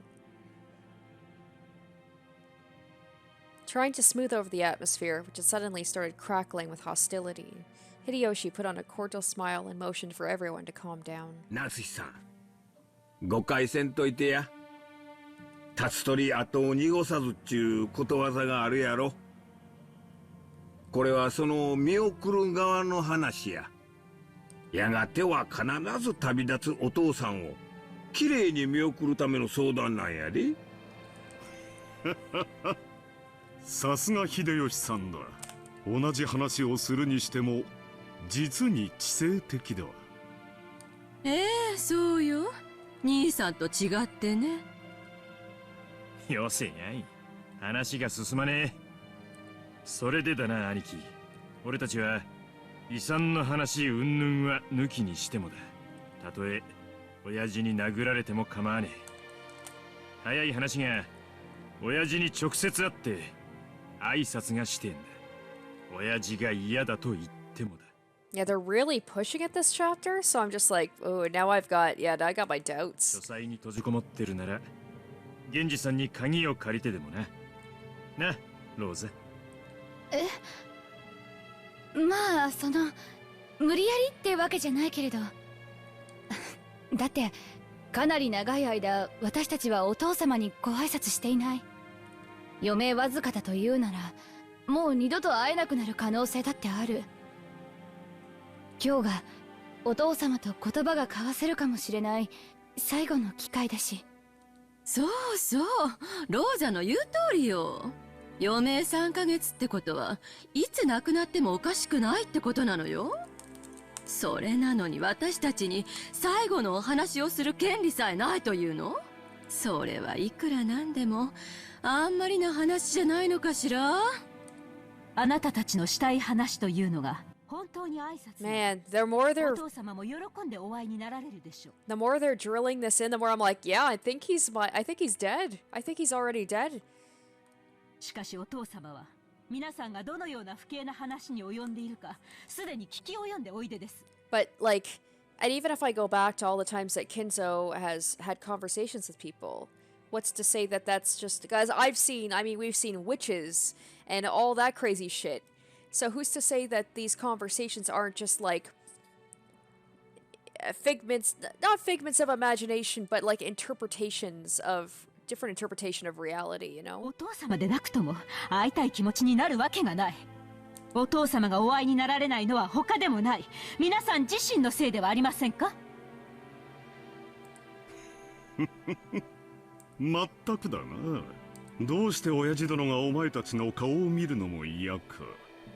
自分の胸に手を当てずともわかるのではないかね。 Because the only people he's talked to has been Kraus and Natsui, so it might have just been like from their point of view. They're pretending to have conversations with them? I don't know. 親父殿は諸君らの逼迫している経済状況もすべてお見通しだ。それ何の話よ。 And the fact that Kraus is like a mouthpiece for Kinzo. He's like, oh yes, father has seen all of it. Well, really, we know Kraus has done research on all of them. 兄さんが何の話をしてるのかさっぱりだわ。私が諸君らの内情を知らないとでも思っているのかね。 Ava and the rest realized that he had seen through the dire straits they were in. They entered into a back-and-forth argument, at first putting on a bold front and denying it, and then ultimately returning to the original point, and objecting by repeatedly demanding to be allowed to see Kinzo. The sweet smell of the black tea Rosa had gone out of her way to buy had been completely wasted. The only good thing she could take away from this was that the children weren't here to see it. The fact they had gone to play at the beach right after lunch was the sole redeeming aspect.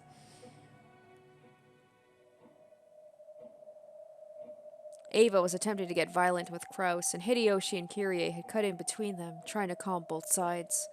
Then, Kyrie sighed deeply and spoke. Listen to Kyrie, everyone, listen to Kyrie. ごめんなさいね、クラウス兄さん。 Oh, is Kyrie gonna straight up be like, I think he's already dead? 部外者だけれど、一言いいかしら。 Kyrie, please tell me that I'm not crazy for thinking that. 提案があるの。なんだね、キリエさん。まず、うちの人も含めてなんだけれど、私たちは長年、お父さんと一緒に暮らして、そのお世話をしてきたクラウス兄さんの苦労を、あまりにも軽んじているわ。そうでしょ？そりゃまあ、俺たちは外に出て気楽でいいが、何十年もお守りをしてきた兄貴は、そりゃ苦労はしたろうな。それは認めるが、それが何だってんだ、キリエ。私たちはクラウス兄さんがお父さんの世話人であることを認めざるを得ないのよ。Dig into him, interrogate him about like what is actually going on with Kinzo, please. だってそうでしょ？私たちはお父さんをずっと恐れてきて、その世話をクラウス兄さんに押し付けてきたわ。その苦労は誰もが認めるはず。So if that's the case, if my theory is correct, then that means that the servants are in on it, Nanjo's in on it.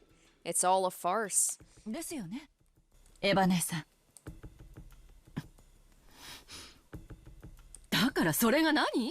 兄さんがお父様の世話に？あんた、部外者のくせに勝手なこと決めないでよ。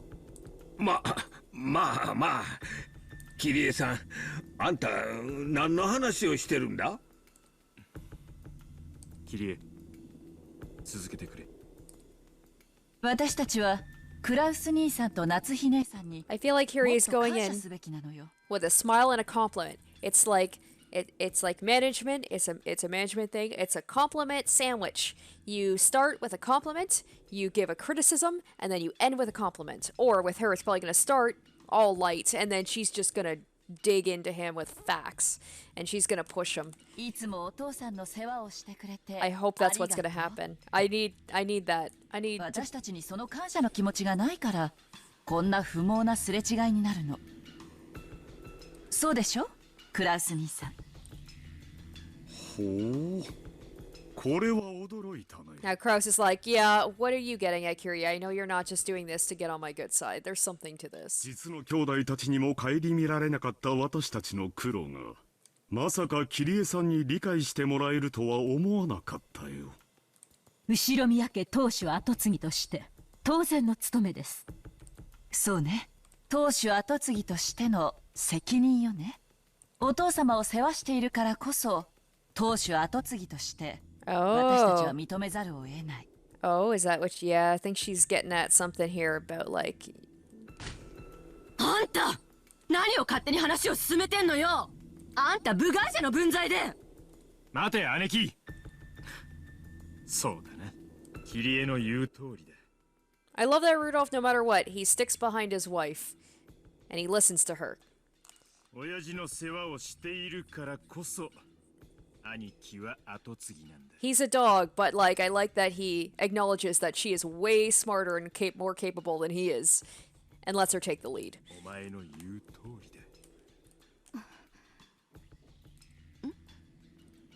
Rosa noticed, and then Ava too. Ava's barking demeanor towards Kyrie for advancing the discussion on her own disappeared in a flash. Yeah, she knows, she gets it. She gets what Kyrie is doing, and she instead stared at Kraus and Natsui. Natsui couldn't understand that sudden change and was slightly flustered. クラウス兄さん、ほんのいくつかの条件さえ飲んでくれれば、私たちはお父さんが亡くなるまで二度と会わせろとは言わないわ。もちろん死に目に会わせろとも言わない。Oh yeah, Kyrie, she's like, we know, like I know that he's probably already dead. So if you accept our conditions, we won't speak of this anymore. なんならお葬式にさえ欠席してもいいわ。Oh my gosh, Kyrie, you're so smart. And that means that I'm kind of smart too. Because I maybe figured it out. It took me a while, but... Oh my god, if this is true, this changes everything. Oh my god, I gotta go back and like think about the past couple of chapters if Kinzo's been dead the whole time. 何の話やら。だが、一応は聞こうじゃないか。その条件を言ってみたまえ。一つ。当主跡継ぎとは現当主Ushiromiya金蔵の世話人を指す。それから一つ、世話人の責務はUshiromiya金蔵の終生の世話をすること。Oh, but wait, if he's already dead. 早い話が最後を見とるまでが仕事ってことね。クラウス兄さんには元よりその覚悟はあるから問題はない。Okay. 当然だ。そこまでの条件には何の依存もないね。元より I feel like she's backing him into a corner. 一つ、世話人が万一その監督責任を Oh, there we go. There we go. 世話人の権利は剥奪される。With that sentence, all slack disappeared from Kraus's face. Oh my goodness! Natsui alone was still having trouble understanding what it meant. Oh my gosh. Oh. 世話人の監督責任とはどんなものかね。お父さんが寿命の限りを健やかに過ごせるよう監督するということよ。もっと詳細に言うわ。お父さんが自然死以外の理由で死亡した場合、世話人の権利は剥奪され、当主跡継ぎの権利を失う。Wait a minute. I said this in my theory video too. I said, what if Kinzo, if he died of something other than like the murders during the epitaph, I said maybe Kraus had killed Kinzo. Is she implying the same thing? Because she's saying he dies anything other than a natural death. Oh my gosh, is she implying that Kraus may have killed Kinzo? Oh my god. その際の当主跡継ぎには次の序列であるエバネーサを選ぶこと。Oh, Kyrie. Oh, I'm so happy to have her back. She's so smart. She's so cool. なんですって? Well, Natsui, if he's still alive and is gonna die a natural death, you won't have any problem with that. Wow. そんなよまいごと、よくもシャシャと。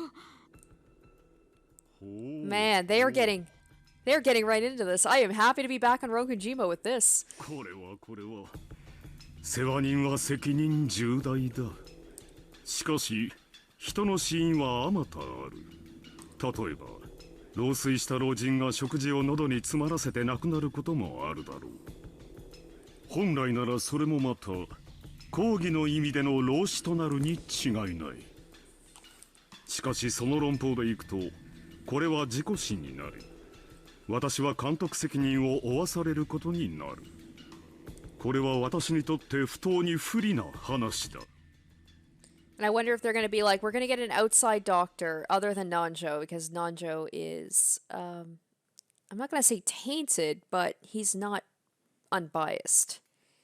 そんなへりくつをつけるつもりは毛頭ないの。If Kinzo was dead, I'm just like, what reason would Nanjo as his friend have to continue to tell people he's still alive and to lie? 私が想定しているのは、世話人がしっかり世話をして見張っていれば未然に防げた程度のレベル。食事を口に運ぶところまでは世話人の仕事でしょうけれど、飲み込むことに関してはさすがに責任外。クラウス兄さんのケースでは私は全く問題にしないわ。ほう、ならば桐江さんが想定する世話人が過失を問われるケースとはどのようなものなのか。例えば失踪よ。Oh, it disappeared. Oh. ほう。お父さんは今はお心もしっかりしているようだけれど、いつまともな思考や判断力が失われたって不思議じゃない。目を離した隙に徘徊して何か事故を起こしたり、あるいはふらりと森に迷い込んでそのまま行方不明になってしまうこともあるかもしれないわ。こういうケースは明らかに世話人の責任じゃないかしら。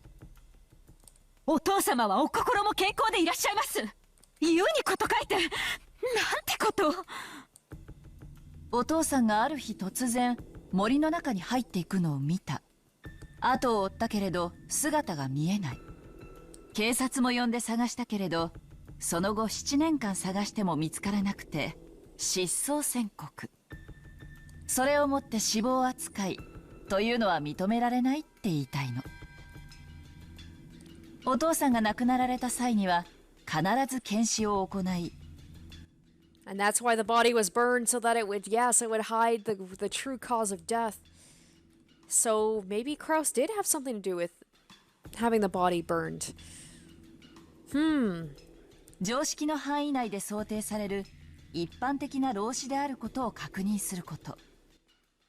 Maybe, okay, so maybe once the epitaph was going on, maybe Kraus went to like Nanjo and been like, you gotta burn the body because we need, like, they can't find out what actually, like, how, if Kinzo is already dead, like, they can't know how it happened, so we have to burn the body.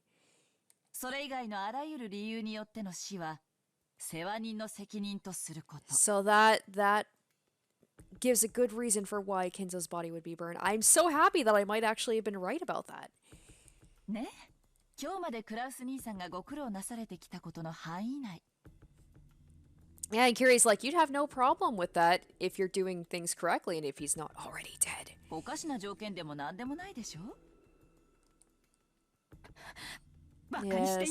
Oh, I love it. Kyrie backed them into a corner because, like, if they're doing things as they should readily agree to this. But the fact that they are not and they're fighting it is sus. なぜ主人がこのような恥ずかしめを受けるようなルールを強要されなければならないのか、理解に苦しみます。私、 Oh, 実は去年から疑ってるわ。 she's just coming right out and saying it. いえ、多分ここにいるみんなもそう。エヴァ姉さんも秀吉兄さんもルドルフさんもローザさんもみんなずっと疑ってるけど、あまりに恐れ多い想像で口にしなかっただけ。 And Kyrie's like, as the outsider, I don't have as much of a problem with saying it.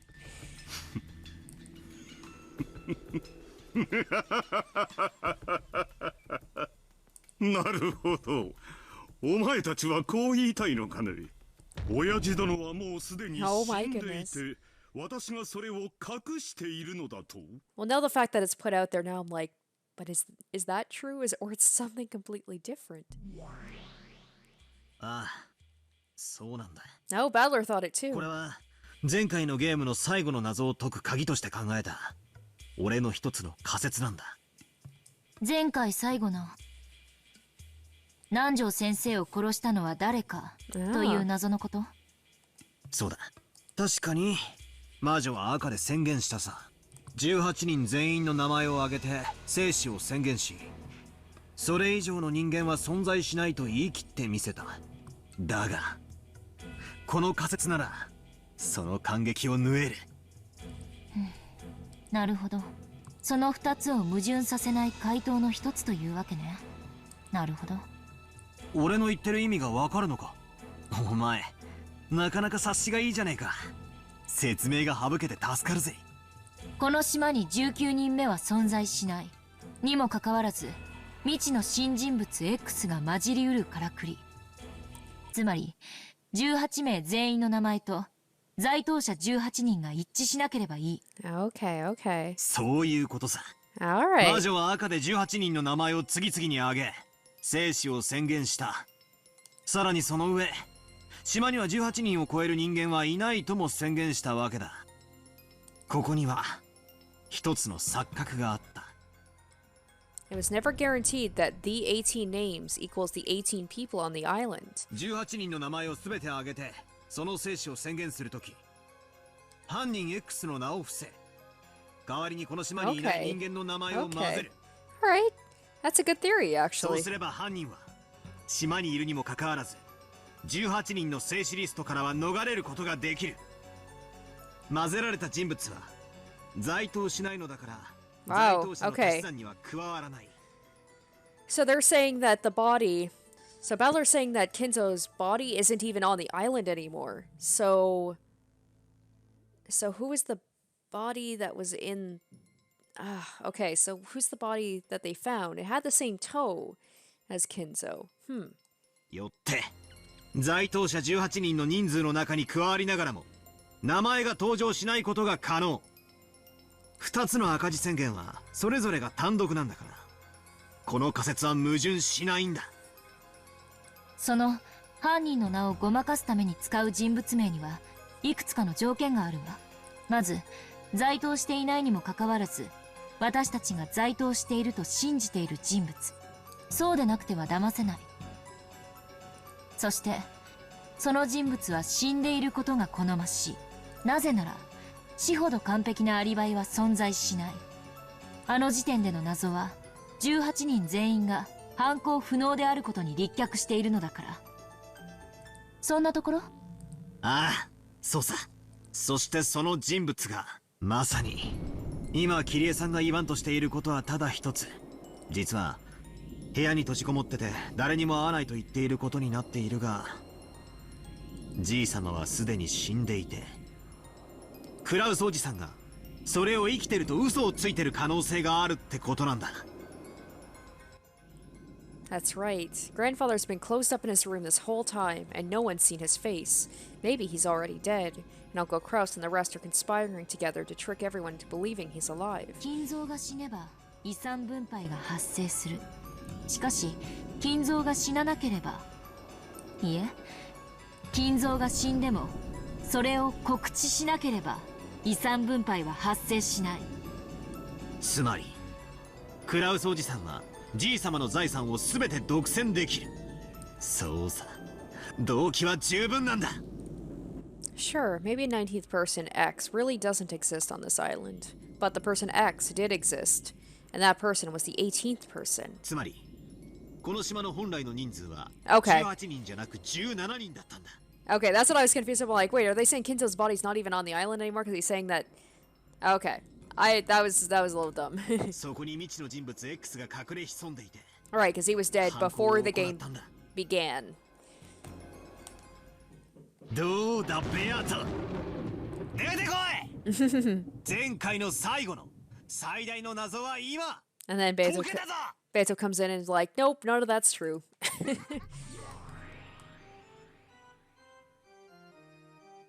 As Battler declared that forcefully, the crisp sound of clapping came out of nowhere, and their surroundings turned bright, becoming the usual witch's tea room. ブラボーブラ Oh, did he actually get it right? Oh, all right. All right, so we got confirmation. Oh, thanks, Beato. I feel now she's making me feel dumb too because I was all proud of myself that I figured that out. And then she's like, yeah, good job, you dummy. It only took you 4 chapters. ようやく知性ある存在に進化できたわけだ。ただ涙を流し、はがみしながらわらわの靴を舐めるだけの存在から、ようやく一歩を踏み出したと言えようぞ。こんなくだらない言葉遊びで前回は翻弄されてたとはな。俺も自分の情けなさに腹が立つ。さあベアト、副賞要求だ。在当者18人の中にじい様は含まれてると宣言できるものならやってみろ。ああ、できやしねえさ。すでに死んでるんだからな。てめえのまやかしはこれで終わりだ。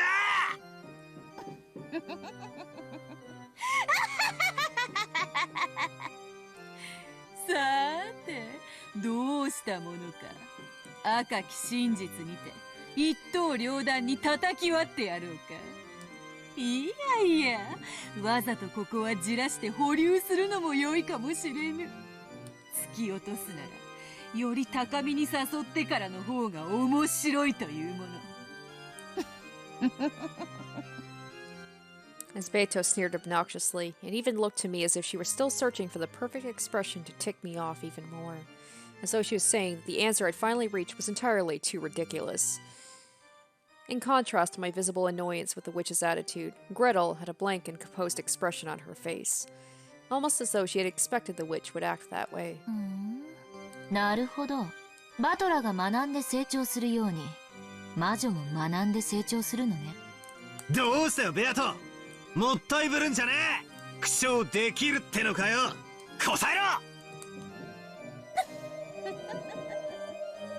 ろ。よしなさい、バトラ。魔女は安易に答えないわ。自らが利すると思わない限りね。何？どういうことだ？これまでのゲームであなたが赤き真実とやらで翻弄されていたから、魔女は何度もそれを繰り出してきた。でも今や状況は違う。あなたは赤き真実を誘い出し、むしろそれを武器に使っているわ。そんな状況で魔女がみだりに赤を連発するわけもない。でしょ？グレーテルとやら、そなたはバトラと違い、なかなかに頭が冴えるようだ。わらはもう恐ろしい敵を迎えたものよ。その通り。バトラがわらわの赤き真実を期待する場面で、なぜに期待に応えてやらねばならぬ義理があるというのか。ない！わらわにはそなたが喜ぶことをする義理など、今朝食ったクロワッサンのパンくずの一かけらほどもない。この野郎。その顔。わらわが赤き真実などという遊びを始めたのは、そなたのその顔を見たかったからこそよ。その表情が拝めぬというなら、わらわにはこんな遊びをする理由がない。負け惜しみだろ。俺の副賞要求に応えられないからって適当なこと言ってごまかそうったってそうはいかねえぞ。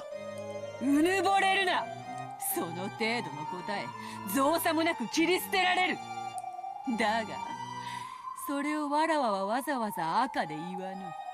そなたが求めるから言わぬ。なぜだかわかるか？さっき言ったわ。一番美味しいところで突き落としたいって。その性悪な魔女はね、あなたが求めるところではもう赤は使わないって言ってる。つまり副賞要求なんていう Aw, damn it. Well, that sucks. It would have been nice to be able to get some confirmation. その通り、その通り。バトラと違い、この女は話が早い。説明がいらぬ。わらわはわらわの望む時、わらわが好むように赤き真実を語る。そうね。赤き真実とはつまり魔女が自由に行使できる権利。人間側が望んだ時に行使しなければならない義務ではない。ただし内容によるわ。内容？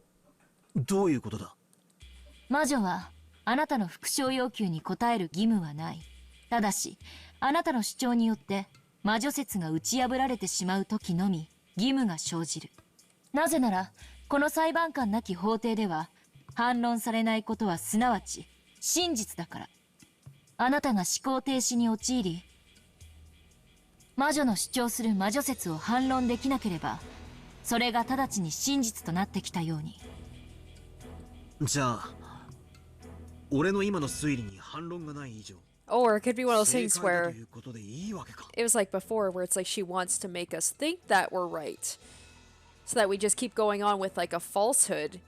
犯人は18人目の謎の人物 X で、G 様はすでに死んでいるという推理で正解だというわけか。I can't assume that every time she refuses to, say anything to something that he says, that automatically means it's right.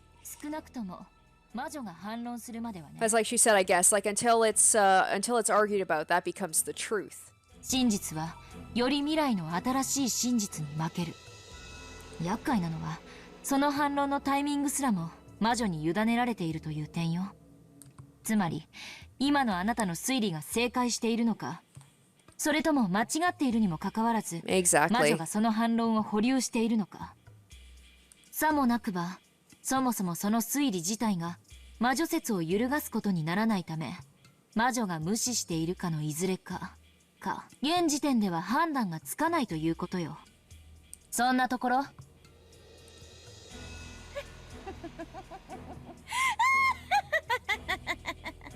ベルンカステル教名、つくづく厄介な駒を送り込んでくれたものよ。おかげでわらわの出番がさっぱりない。魔女はあなたの復唱要求に対しタイミングをずらして答えることを覚えたのよ。ディレイトでも呼べばいいのかしら。ふざけた真似を。じゃあ俺は間違った推理を掲げたとしても、ベアとはわざと否定せずに俺を泳がせ、さらに壮大に推理を広げた最後の最後にその根元をちょんと断ち切って全てをひっくり返してくる可能性さえあるってわけなのか。A single piece of reasoning becomes a bridge to the next piece. Through my repetition request, I've been able to strengthen my position and advance bit by bit. But thanks to that damned Beato learning the strange delay tactic, I can no longer confirm or deny my reasoning. It's like I finally got myself a cane to help me search around in the pitch black darkness, and now I've had it taken away from me. Now I'm just stuck, aren't I?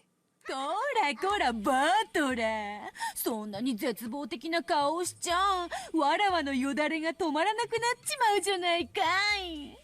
その杖はもともと不甲斐ないそなたにわらわが与えたものに過ぎぬではないか。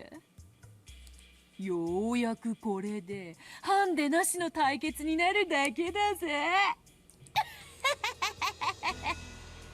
でもだからといって復唱要求がバトラの反撃手段の一つであることに変わりはないわ。すでに言ってる通り、魔女は魔女説を打ち破る致命的なものに限り反論の義務、すなわち赤き真実を語ることが義務となる。反論のタイミングこそ魔女の自由ではあるけれども、それは必ず履行されなければならない。そうよね。そうなるであろうな。ゲームの終了時までにわらわがバトラの提唱する人間によるトリックを否定できなかった場合、バトラはそれを理由にわらわを否定し勝利を宣言することが可能となろう。それは人間側が提示するトリック説、すなわち復唱要求は必ずそのゲーム内、つまりエピソード内に反論されなければならないという魔女側の制約という認識でいいのかしら。そうなろう。バトラの目的はわらわがこの島で繰り広げる愉快なゲームのすべてを人間で説明し、わらわを否定してみせることだ。それをバトラが成し遂げたなら、その時点でバトラはゲームの勝者となるであろうぞ。ルール確認。ゲーム終了時とはゲーム内の六軒島時間で1986年10月5日24時00分という認識でいい？問題ないぞ。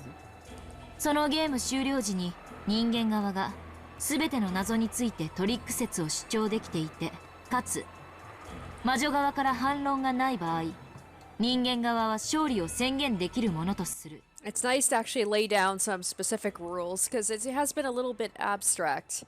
問題ない？もう少し厳密としよう。ゲーム終了時に魔女側には反論の機会が与えられるものとする。時間を切ってもらうわ。1分よ。1分以内に反論が行われない場合、勝利は宣言されるものとする。Angie, like, Battler's been doing this for 3 games. Angie comes in on the first game and she's already laying down the rules. Like, this is something that they should have worked out way earlier. ならば同じルールをそちらにも課させてもらおうぞ。ゲーム終了時に人間側は与えられた謎に対し1分間の反論時間が与えられる。その時間内にたった一つであっても反論されない謎が残った場合、魔女側の勝利となり、そのゲームは終了する。兆候を理由にゲームを止められては今日をそぐのでな。くそったれ。俺を抜きで話が進んでやがるぜ。だが話は大体分かった。俺の不詳要求は即座でなくとも必ず反論されなくてはならないわけだ。ええ、そうよ。そしてそれは10月6日0時01分までに必ずなされる。ただ注意して、魔女はあなたの復唱要求をたった一つ切り捨てるだけでいい。全ての謎を解き明かさない限り、あなたに勝利は宣言できないのだか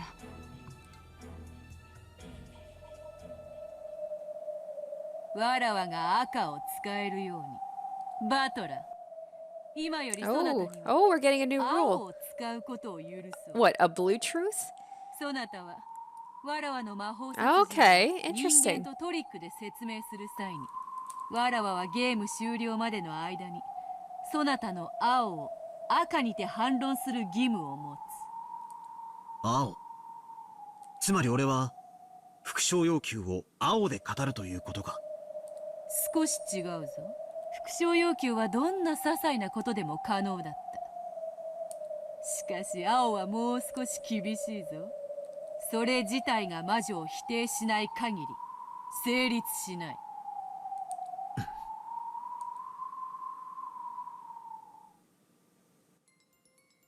It's starting to get confusing, but it's more or less something like this. Let's take one of the repetition requests I made during a past mystery as an example.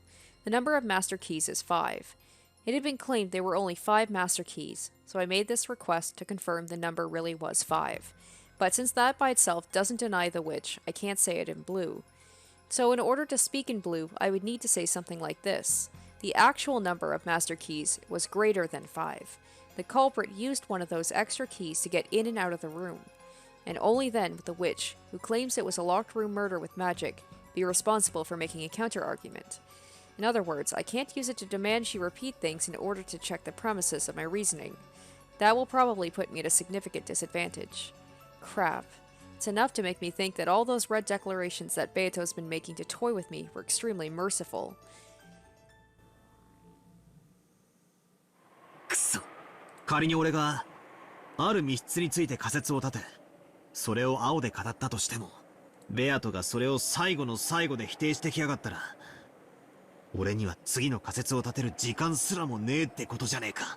このルールは最悪だ。俺にばかり不利だ。